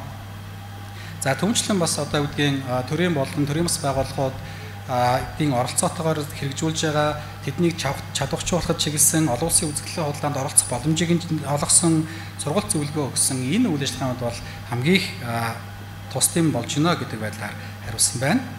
За тэгвэл дараагийн асуудал нь бол за цаашид төрийн байгууллагуудын зүгээс ямар арга хэмжээ авч хэрэгжүүлэхийг одоо хүлээж байгаа вэ гэдэг асуулт нь. За дараагийн слайд. Дараах байдлаар хариулсан байна. Ерөнхийдөө бол бид нарт татврын таатай орчин, за дээр нэмээд бизнесийн зээлийн бизнесийн зээлийн нөхцөлийг одоо таатай болгох, за мөн үндэсний үйлдвэрлэлийг татрын болгоод дэмжих, хууль эрх зүйн орчныг сайжруулах, мэргэжлийн ажил хүчнийг бэлтгэх, авилгал хүнд сурталчилгааг бууруулах гэх мэтчлэн энэ чиглэлүүдээр одоо арга хэмжээ авах нь экспортын үйл ажиллагааг сайжруулах боломжийг олгох юм байна гэдэг байдлаар хариулсан байна. За энэ бол ерөнхийдөө бизнесийн орчныг сайжруулах чиглэлээр авч хэрэгжүүлэх арга хэмжээний талаар санал. За харин сүүлийн энэ слайдн дээр бол яг тодорхой чиглэлээр буюу яг экспортыг дэмжих чиглэлээр юунд анхаарах ёстой вэ гэдэг асуултан дээр судалгаанд оролцсон нийт 160 орчим экспортлагч аж ахуйн нэгжийн 72% нь бол экспортын хөнгөлөлтөө зээлийн их усрыг хүртээмжтэй болгох, 63% нь бүтээгдэхүүн хөгжүүлэлт маркетингийн зөвлөгөөг өгөх, за 59% нь гадаад зах зээл дээр гарах талаар сургалт одоо мэдээлэлээр хангах, за гадаад зах зээлийн стандартын шаардлагыг хангах талаар дэмжлэг үзүүлэх, экспортын даатгалын сан хөгжүүлэхэд анхаарах хэрэгтэй байна гэдэг байдлаар хариулсан байна. За ингээд одоо миний та бүхэнд танилцуулж байгаа ихтгэл маань энэ хүрээд өндөрлж байна. За ерөнхийдөө бол саяхаа ярьсан зүйлийг багслаад хэлэхэд яг экспортын үйл ажиллагаатай холбоотой, экспорт эрхлэгчтэй холбоотой бас бизнесийн орчин маань бас хүнд байна гэсэн иймэрхүү төвлөлтийг хийсэн байна. За тэгээд төрийн байгууллагаас болон төрийн бас байгууллагуудаас ямар дэмжлэгийг одоо голчлон хүлээж байгаа вэ гэдгийг энэ слайдн дээр харууллаа. За ингээд анхаарлаа хандуулсан та бүхэнд баярлалаа. Шарван дагчтай их баярлалаа. Төрийн бас төрөний манай одоо илтгэгч бас хэлсэн ер нь энэ судалгаан дээр үндэслэлсэн бодлого хамгийн сайн бодлого байдаг. Тэгэхээр бид энэ одоо судалгааны байгууллагууд, улс хурлын байгууллагуудаас хийж байгаа судалгааг бол бодлогодоо сайн ашиглах ёстой. Тэгээд өнөөдөр ч бид одоо яг бодлооны бодлогын асуудлаар энэ хэлэлцүүлгийг хийж байгаа учраас энэ Шарван дагшийн тавьсан ихтгэл татан сургууль үндэсний худлаа ажуулгын тагмаас хийсэн энэ судалгааг би бас их олзуурхаж нөгөө танилцуулгад нас оролцож байсан л да. Тэгээ яг бизнесүүдийн хийж байгаа энэ одоо өрсөлдөнд тулгарч байгаа, экспортод тулгарч байгаа проблемуудыг бол тэгэхээр одоо яг миний хувьд гэхэд бол шин зүйл биш байгаа. Яг үл энэ бол олон судалгаан дээр, олон улсын байгууллагуудын судалгаа, бүх судалгаан дээр гарсан хамгийн түрүүнд зээл гэдэг. Бид яг аж ахуйн нэгжүүдтэй уулзаад явахаар зээлийн одоо банк үндсэндээ бол банкнаас зээл би авахгүй. Яг үл Монголын одоо арилжааны банкнаас би зээл авах юм бол миний бизнес сүрнэ гэж одоо шууд аж ахуйн нэгжид хэлж байгаа байхгүй. Тэгээд ямар зээл хайж эрэлхийлж яах гэхээр үндсэндээ бол олон улсын байгууллагууд одоо хөгжлийн түвштэй байгууллагуудаас өгж байгаа хөнгөлөлттэй яг экспортч гэсэн үйлдвэрлэж гэсэн хөнгөлөлттэй зээлүүдийг эрэлхийлж байгаа. Одоо жишээ нь Японы жидүүгийн одоо 2 шаттай зээл үнэхээр одоо миний бизнесийг дэмжсэн. Би одоо 3 дахь шатыг хүлээж ийн гэж одоо хэлж исэн аж ахуйн нэгжтэй ч гэсэн би таарж исэн. За энэ тарифын бус саад дээр одоо Шарван дагш зөв хэллээ. Үнэхээр чанар стандарт баталгаажуулалтын асуудал бол яг 2 дахь одоо хамгийн том бидэнд тулгамдж байгаа асуудал. Тийм ч учраас одоо энэ захин уулзалтынхаа бид нар бас нэг хоёр чиглэл зүйлийг энэ экспортын санхүүжилт, мөн чанар стандарт баталгаажуулалтын асуудлаар тусгайлан хийж байгаамаа. За энэ одоо хүний нөөцийн олдцыг бас хэд дахин дурдлаа те. Тэгээд бидний бас өмнө авсан судалгаанууд дээр энэ ур чадварын асуудал хамгийн чухал байгаа. Экспортыг хөгжүүлнэ гэд бид нар одоо priority салбаруудаа тодорхойлдог. Гэтэл би яг тэр салбаруудад маань тэр үйлдвэрлэлд маань шаардлагатай ур чадвар бид нар бэлдэж чадж байна уу юу гэд харахаар худалдааны бодлого гэдэг бол зөвхөн одоо арилжааны бодлого биш. Энэ бол эргээд бид нар боловсролынхаа тогтолцоотой, боловсролынхаа бодлоготой уялдах. Ер нь худалдаа гэдэг бол түрүүн бид нар бас тээврийн бодлогоор зөндөө олон асуудлууд ярьлаа тий. Логистикийн асуудлууд. Энэ бол одоо хөгжлийн одоо том энэ иж бүрэнээр бид нар харсан том бодлого бас том болов уу гэж бодоод байдгийн. За бизнесийн хөгжүүлэлтээр бас төрийн дэмжлэг маш их шаардлагатай байна. Маркетинг сурталчилгаа, дээрээс нь одоо зуучлагч олох, за зах зээл дээр өрсөлдөх чадвараа нэмэгдүүлэхэд бидний дэмжлэг хэрэгтэй байна гэж байна л да. Яг одоо үнэтэй уялдуулаад гадаад харилцааны яамнаас ямар одоо бас санаачлаг гаргаж байна уу гэхээр яг бизнесийг дэмждэг бид нар үндсэндээ бол бүтэц задлага. Гадаад харилцааны одоо бодлооны бодлого чиглэл барьж байгаагийн хувьд одоо чөлөөт бодлооны хилцээр байгуулах одоо Европын холбоо ч юм уу Америкийн нэгдсэн улс гэж GSP+ гэдэг одоо тарифын хөнгөлөлт авах гэдэг ийм одоо бодлогын арга хэмжээнүүд авдаг. За гадаад зах зээл дээр манай аж ахуйн нэгжүүд гарах боломжийг бид нар нээж өгөөд идэг. Гэтэл тэр боломжийг ашиглаад гарах чадвар манай аж ахуйн нэгжүүдэд байна уу гэд харахаар бас дутагдaltaй байгаа. Үнэхээр тэрийг манай аж ахуйн нэгжүүд та бүхэнд хэлээд байгаа аахгүй тий. Бидэнд дэмжлэг хэрэгтэй, бид нар чадварчмаар байна, бид нар гармаар байна гэдэг. Гэтэл бусад улсуудын жишээг харахаар та бид нар бүгдээрээ л мэднэ тий. Cotrojet руу, Singapore Enterprise гэдэг үнэхээр яг одоо аж ахуйн нэгжүүд рүү хүрдэг, биднэрийгээ хөтлөөд элийн чандад одоо экспортын зах зээлд гаргаж өгдөг ийм дэмжлэгийг ерөөсө төрөөсөл өгдөг. Тэгэхээр ийм бүтцийг ер нь бий болгох зайлшгүй шаардлага байна гэдэг энэ хэрэгцээг бол манай яам одоо ойлгож байгаа. Бас тэгээд ийм бүтцийг байгуулах асуудлаар холбоо бүтэх байгууллагатай хамтарч ажиллаж байгаа гэдэг ийм хэлье. Ингээд бүх элтгэгч нартаа маш их баярлалаа. Тэгээд хэдүүлээ одоо хилцүүлэгтээ оръё. Бидэнд бас цаг их бага үлдсэн байна. Тэгэхээр би цаг хэмнэх үүднээс та бүхний дунд нэг асуулт тавья гэж бодож байна. Энэ бол бидний сая ярьсан одоо миний сая дурдсан асуудлуудтай, илтгэлүүдтэй бүгднтэй нь холбоотой. Энэ экспортын өрсөлдөх чадварыг бий болгож экспортыг дэмжих бодлого болон шинжилгээг одоо тууштай хийж чадах юм бол ер нь дунд хугацаанд бид нар дүнгийн одоо авах боломжтой ихээхэн одоо улс төрийн хүсэл эрмэлзэл шаардсан, цар хүрээ, хүч нөөц шаардсан их том ажил гэж үздэг. Гэхдээ бол одоо урт аялал бол алхамаас эхэлдэг. Тэгэхээр экспортлагч улс болохын тулд одоо өнөө хүртэл бид нэр чухам одоо юуг зөв хийсэн юм бэ?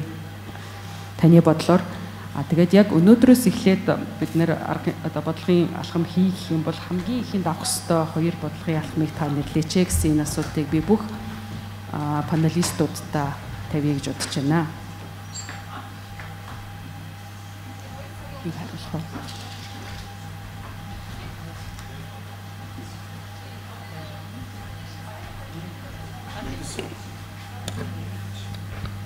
За жижиг дунд үйлдвэрийн газрын гэрэлзээ.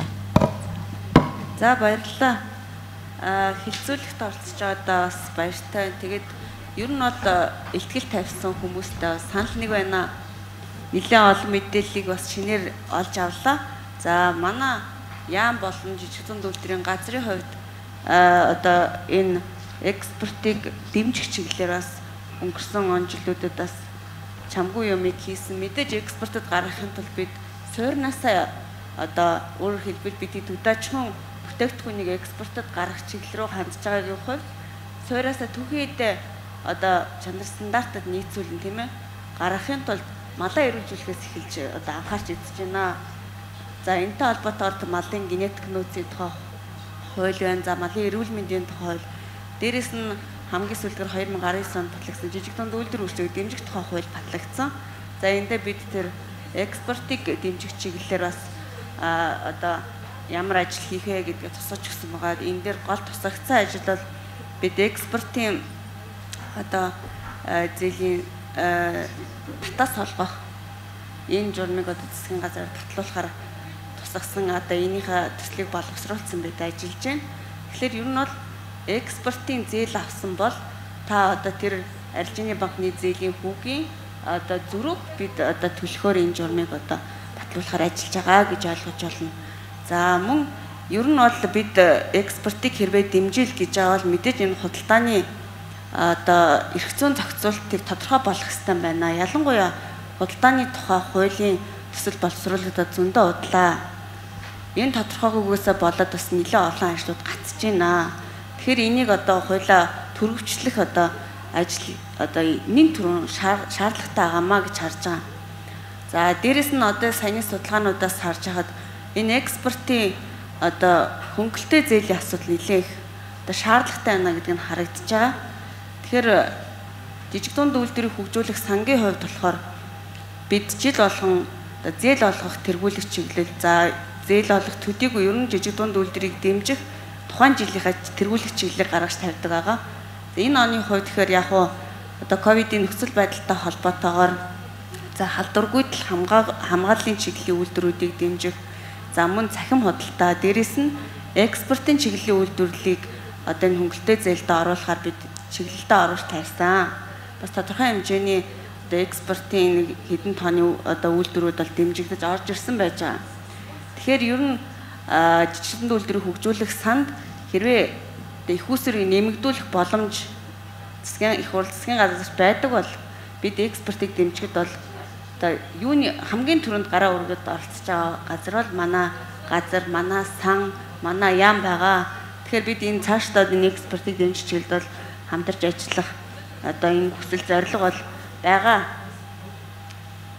Тэгэхээр бид одоо ингээд хамтраад гадаад яамдаа бусад танхим болоод энэ бусад судалгааны газартайгаа хамтраад энэ экспортын бүтээгдэхүүнийг одоо нэмэгдүүлэх, экспортыг нэмэгдүүлэхэд бол хамтарч ажиллахад бол таатай байна гэж л хэлээ да. Баярлалаа гэж заяа. Бидний хийгээд байгаа зөв болох муу тэгээд та бас энэ эрх зүйн зарим эрх зүйн суурийг бэхжүүлэх зарим алхмуудыг хэллээ те. Энэ малыг эрүүлжүүлэх, генетикийн нөөцийн тухай хууль, жидүүгийг дэмжих хууль гэдэг бидний яс авч байгаа арга хэмжээнүүдийг хэллээ. Дээрээс нь ер нь заавал зайлшгүй авах шаардлагатай асуудлуудад дээр энэ худалдааны хуулийг бас батлах ёстой гэдэг саналыг хэллээ гэж ойлголоо. Өөр манаас. За хулан үндэсний худалдаа аж ахуйн танхим. За өнөөдрийн арга хэмжээнд оролцож байгаадаа бас баяртай байна. Илтгэгч нараас бас маш олон төрлийн мэдээллийг авлаа. Мөн одоо илтгэл тавьсан бүх одоо мэдээлэл маань бас танхимын зүгээс бас санал бас нэг байна гэж үзэж байна.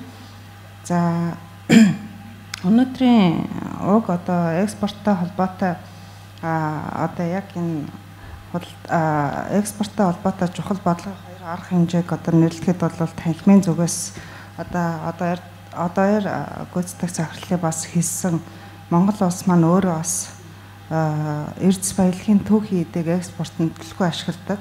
Төлөвлөгөө одоо экспорт нь гаргадаг.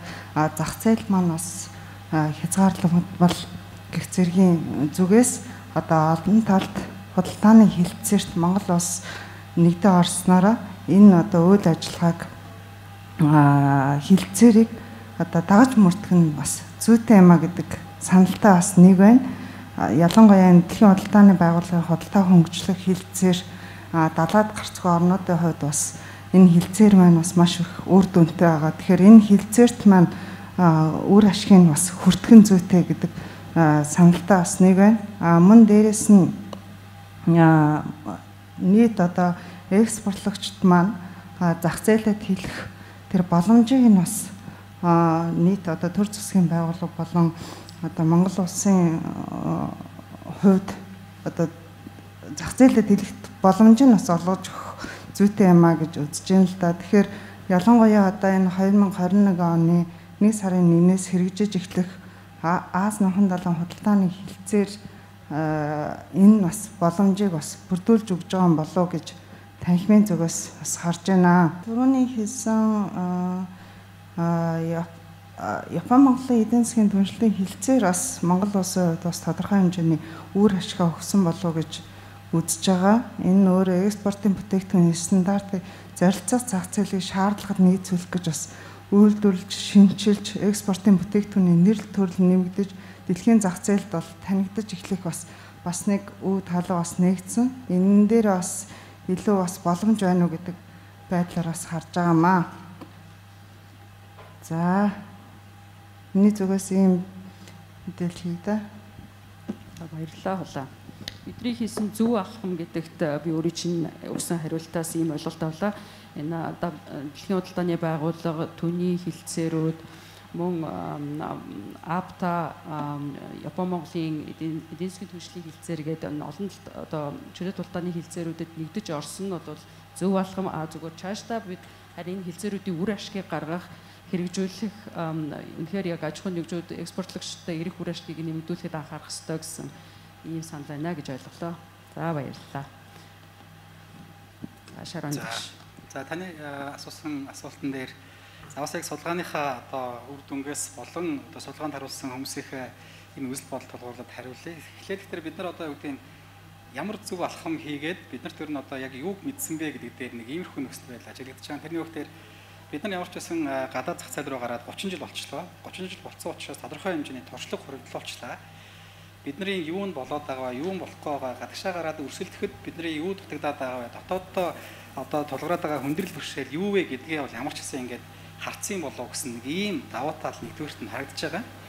За хоёрдугаарт нь манай гадаад худалдаа эрхэлж байгаа аж ахуйн нэгжүүд бол хуучин одоо бие дааж гадаад зах зээлд гарах гэж оролддог, харьцангуй одоо ганцаарчсан тохиолдолд хийх гэж оролддог байсан бол одоо бол ингээд одоо ганцаараа зүтгээд явах бол үнэхээр одоо хүч хөрөхгүй нэ. Ялангуяа монголчууд жижиг улсын хувьд бол яг нэг компани нь одоо ингээд олон улсын зах зээл дээр амжилт аваад явхад их төвөгтэй байна. Тийм учраас хоршоо нэгдээ хамтрая нэг юм нэгдээд энэ багц кластер үүсгье гэдэг дээр бол ямар ч байсан манай гадаад худалдаа эрхлэгч нар маань нэгдсэн байна гэдэг нэг ийм дөрөв төрх харагдаж байгаа.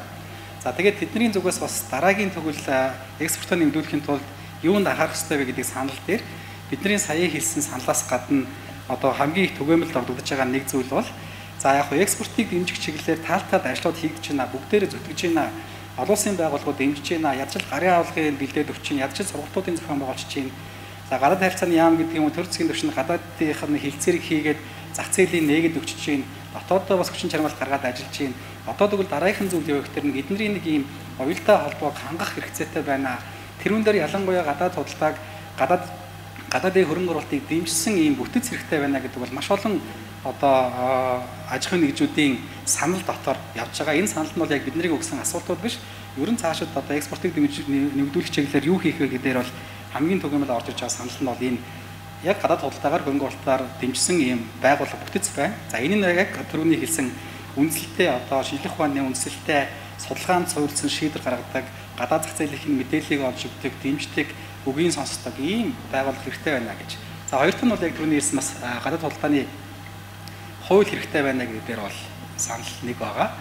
За гурав дахь нь бол яг түрүүний хэлсэн санхүүжилтийг нэмэгдүүлэх боломжийн тухайд яг бас та хэдэн хэлсэнтэй санал нэг байгаа. Одоо яг олон улсын байгууллагуудаас орж ирж байгаа санхүүжилт байгаад байгаа боловч тэрнийг нь авах дээр одоо бид манай бас аж ахуйн нэгжүүд маань харьцангуй хүчин чадал нь бас доогуур яг шаардлагыг хангаад авч чаддгүй ийм нөхцөл байдал байгаад байдаг.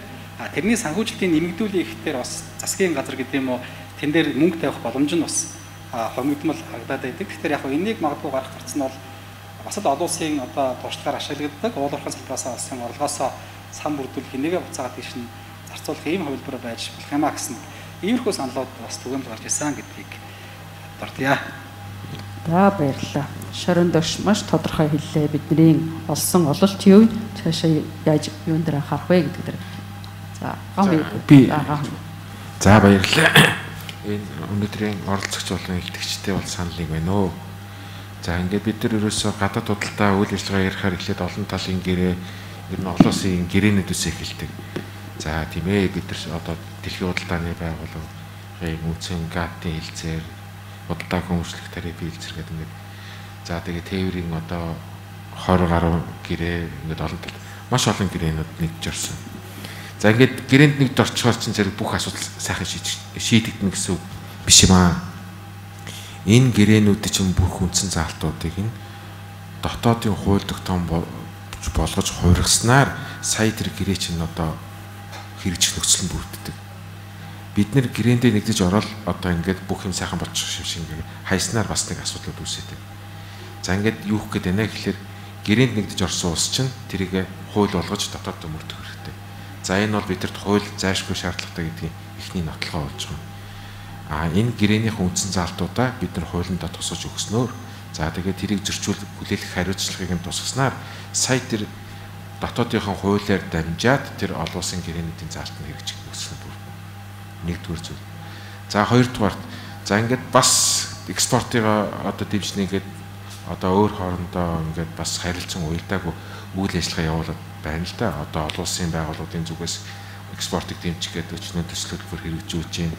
За одоо ингээд нүүбийн шугамар дээрээс нь манай яамдууд хөдөө аж ахуй яам, зам тээвэр яам ингээд манай яам дээр ч бас зарим үүрэг хариуцлага бий.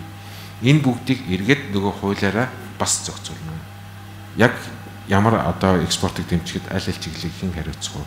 Ямар үйл ажиллагаа явуулах вэ? Эргээд энэ хууль маань бас зохицуултын үүрэг үүсдэг. За 3 дугаарт үйлдвэрлэгчид экспортын бүтээгдэхүүн үйлдвэрлэгчдийг авч үзье. Өнөөдөр бид нэр экспорт ярихаар зэрэг ер нь бид нар экспортлох гэж өөрсдөө үзсэн үгүй юу гэдээ асуулт асуух үгүй. Бид гадаадаас гадны иргэд одоо манай бараа бүтээгдэхүүнийг хүлээж авахыг эрхийг худалдаж авахыг хүлээж одоо байдал бол ийм л. Бид бол уул уурхайн бүтээгдэхүүнийг бол одоо өөрсдөө яг ингэж зах зээл гэтийн зах зээл гаргаж байна. Гэтэл уул уурхайн бус бүтээгдэхүүнийг одоо ноос ноолоор өдр дандаа бол гадны иргэдэл одоо миний харж байгаагаар бол одоо гадны компаниуд ирж авч байна. Гадны одоо иргэд ирж авч байна. Гэтэл манай компаниуд өөрсдөө нэгдээд гадны зах зээл дээр хуулийн этгээдээ байгуулад ингээд явж байгаа ордлого байна уу гэвэл бас үгүй байна. За ингээд 3 дугаарт хууль маань одоо яг одоо манай уурхайн биш одоо хөдөө аж ахуйн гарлалт үүхийдээ нэг бүтээгдэхүүн үйлдвэрлэдэг компаниудыг гадны зах зээл дээр гаргахад яаж туслах юм? Энэ одоо дэмжлэгийг тодорхой зааж өгснөөр одоо манай үйлдвэрлэгч маань түрүүн манай их сургуулийн судалж хэлж байна нэгдэж байна гэж. Нэгдэжээж одоо хүчээ нэгтгэжээж тэгээд одоо гадаадын зах зээл дээр одоо тухайн улсын стандарт одоо чанарт нийцсэн бүтээгдэхүүнийг хэрхэн одоо үйлдвэрлэх үү авалмаар яаж одоо тухайн улсын зах зээл өөртөө гарах вэ гэж. Энэ тал дээр бол бас зохицуулт хийх замаар одоо ингээд нэгдсэн байдлаар явах нь зөв болов уу гэж харж байгаа. За тийм санал. За гоё баярлалаа. Та хууль гадаад худалдааны хууль байх заашгүй шаардлагатай гэж хэллээ тийм үү? Хуульд орох гол зарчмуудыг бас хэллээ гэж ойлголоо. Их баярлалаа. За бүх оролцогчдод баярлалаа. Мэдээхэн багшийн бэлтгэл бас их маш таалагдлаа. Манай байгууллагатай энийг бас хуваалцаад энийг бас цааш нь түгэх бас нэг портал бид нар болж болох юм шүү гэж зүгээр хэлэх гэсэн. Тэгээд энэ асуултанд хариулъя гэж бодож байна л да. Юу бид нар зөв хийсэн бэ? Тэг ер нь цаашдаа яах вэ гэсэн хоёр асуулт. Тэг хууль хэрэгтэй юу гэсэн. Тэгэхээр би бол хувьдаа тэгж бодож байгаа. Бид нар хийх ёстой юм хийгээл одоо 30 жил яваал ирж байгаа. Маш олон юм алдсан, сайн хийсэн юмнууд зөндөө бүгдийг тоолоод дүгнээд одоо бас амжихгүй байх. Гэхдээ ер нь бол бид нар явах ёстой замаараа яваал сураал сайжраал явж байгаа гэж бодож байгаа. Мэдээж одоо яах ёстой вэ гэхээр манай судалгааны төвийн зүгээс бол харж байгаагаар одоо цаашаа яг яах ёстой вэ гэдгээр л илүү анхаарах ёстой. Мэдээж өнгөрсөн цаг дээр дүгнэлт хийгээд цаашаа яаж алах вэ? Энэ дээр бол манай байгууллагаас харж байгаа. За би өөрөө ч урдан төрийн тусгай албаагч байсан. Энэ дээр бас яг ингээд нэг олон улсын байгууллага руу ороод хөндлөнгөөс хараад тэгэхээр бас илүү сайн ажиглагддаг юм байл л дээ. Энэ дээр бол нүүбийн хэм шугамар, Дэлхийн банкны шугамар, бусад олон улсын байгууллагын шугамар Монголд хэрэгжижсэн төслүүдийн үр дүн гэдээ харсан ч гэсэн альва энэ төслүүдийн хамгийн сүүлийн дүгнэлтийн хурал дээр хэлэгддэг нэг юм байгаа. Тэр бас гавыг захирлын хэлсэнтэй санал нийлэх гээд байна л да. Юу гэхээр Монгол улс маань дотроо одоо тэр хилцээр хийгээд ингээд явдаг нь бол байх ёстой асуудал. Гэхдээ тэгснээр хэрэгждэггүй маа. Хамгийн гол хийх ёстой юм нь бол юу гэхээр энэ нүүбийн төслүүдийн дүгнэлтээрс дандаа гардаг. Манай улсын дотоодын уялдаа холбоо гэж. Энэ одоо парламент одоо их хурал дээр хэрэгжсэн төсөл дээр ч ингэж гарч ирсэн, хөдөө аж ахуйн яам дээр хэрэгжсэн төсөл дээр ч гарч ирсэн. Мундаг төсөл маш их хөрөнгө оруулалтаар ингээд хэрэгждэг боловч одоо яамд хоорондын за дээрэс нь одоо хувийн хвшил төр хувийн хвшлийн хоорондын хамтын ажиллагаа ойлголцол за тэгээ бас хамтран ажиллах хүсэл эрмэлзэл гэдэг маш олон соёлын болон бас эрх зүйн маш олон саад дотгор дээр суурилсан ийм хүндрэл бэрхшээлүүд нь биднийг өөрсдийг хоошин татаад идэг юм байна. гэсэн бас ийм дүгнэлтүүд гарч би тэрнтэй санал нэгдээд байна. Тэр энэ дээр бол бас за тэгээд яах юм бэ гэдэг дээр бас нэг юм илчий гэж бодож байгаа. Ялангуяа шинэ хэлэлцээрүүд байгуулад явах мэдээж бол гадаад харилцааны чиглэлээр хийх ёстой асуудал. За мэдээж хувийн хвшлийнхаа оролцогч нарыг сонсох, тэдний хэрэгцээ, шаардлага, тэдний өмнө тулгарч байгаа хүндрэл бэрхшээлүүдийг боддоор нь сонсож тэрийг бас хөнгөвчлөх чиглэлээр бас тодорхой бодлогын хэмжээнд бас арга хэмжээ авах гэдэг энэ олон зүйлүүдээс гадна бид нар одоо өнөөдөр байгаа эрх зүйн орчиндоо одоо шинэ хуультай болохоос өмнө шүү дээ. Тэрнээс өмнө бид нар энэ байгаа орчиндоо юу хийж хамгийн боломжтой хэмжээнд ажиллаж болох нь гэдэг дээр бас нэг гэрийн даалгавар хийх ёстой юм шиг байна. Одоо би зүгээр нэг жишээ дурдъя л да. Худалдааг хөнгөвчлөх үндэсний хороо гэдэг манайх чинь хэлэлцээрт нэгдснийхаа дараа бол байгуулсан шүү дээ. Гадаад харилцааны сайдын удирдлагаар байдаг. Энэ дээр бол би бас өөрөө нэг гишүүн байсан хүний хувьд тэрийгээ бол илүү сайн идэвхжүүлж ажиллах ёстой юм шиг надад харагддгийг. Жишээлбэл манай байгууллага дээр энэ тээвэр зүйчийн компаниудын холбоог одоо үндэсний холбоотой хамтарч их ойрхон ажилладаг. Тэдний зовлон зүтгүүрийг их сонсдог. Тэд нар маань бол заримдаа манад юу гэж хэлдэг вэхээр манай энэ нэг зовлон зүтгүүрийг яг тэр мэдж байгаа улсууд нь хүргээд өгөөч. Хараа тус байгууллагын хувьд ямар дамжуулахаар ингээд байна. Бид нарыг ингээд өгөөч гэдэг. Тэгэхээр энэ дээр бол манай үндэсний хороо бол маш их юм хийж болох юм шиг надад харагдаад байна. Яг тэгэхээр бүх экспорт импорттой холбоотой төрийн байгууллага за танхим маань бас байдаг. Хувийн хвшлийнхэн бүгд тэнд сууж яадаг учраас тэнцээ үнэхээр сууж агаад ингээд гол шийдвэрүүдээ гаргаад тэр бол анх эхэлж байхдаа бид нар чи юу шийдвэр гаргах боломжтой юм уу гэдгийг ч мэдэхгүй байсан шүү дээ манай хорооч. Тэгэхээр энийг бол жишээлбэл дотроо өөрсдөө маш сайн тодорхой болгоод зоригтой ажиллаад за бие бинийгаа ойлгоод нэг тийшээ хараад ингээд явах юм бол бас хуультай хуйлгүй явчих боломж бас бус орнуудын жишээнээс харахад бас боломж байгаад байгаа. За мэдээж энийг улам сайн төгөлдржүүлэх гэх юм бол мэдээж хуультай болох ёстой. За би гэхдээ энэ хуулийн дээр бол нэг юм бодолтой байдаг. Хувийн бодол. Хуультай болж ийн гэд бас нөгөө чөлөө тодалтааныхаа зарчмыг зөрчөөд баах юм ин боомлчих үедээ. Тэгэхээр энэ хууль маань өөрөө олон жил яригдж байгаа. Энэ дээр бол үнэхээр одоо судалгаа болон одоо мэрэгчлэнүүд экспертүүдийн санал бодлыг сонсож энэ хуулийг зөв зүйтэй хийгээсэй үлээ. Тэрнээс хууль бол байх ёстой, байж иж бас хөгжнөө, зохицуулт. За энэ дотор ч бас нөгөө түрүүн аав ихсэрлээ хэлсэн хин юу хийх ёстой вэ? Тэ үүрэг бариулын маш тодорхой зохиж өгөхгүй бол бас манай үндэсний худалдаа хөгжлөх хорон дээр бас гарч ирсэн нэг хүндрэл нь за яг хөө бид нар ингээд юмаа сонсчлоо. Гэтэ бид нар ч одоо ингээд шийдвэр гаргахаар энэ маань ер нь тийм хүчтэй шийдвэр байж чадах юм уу юу?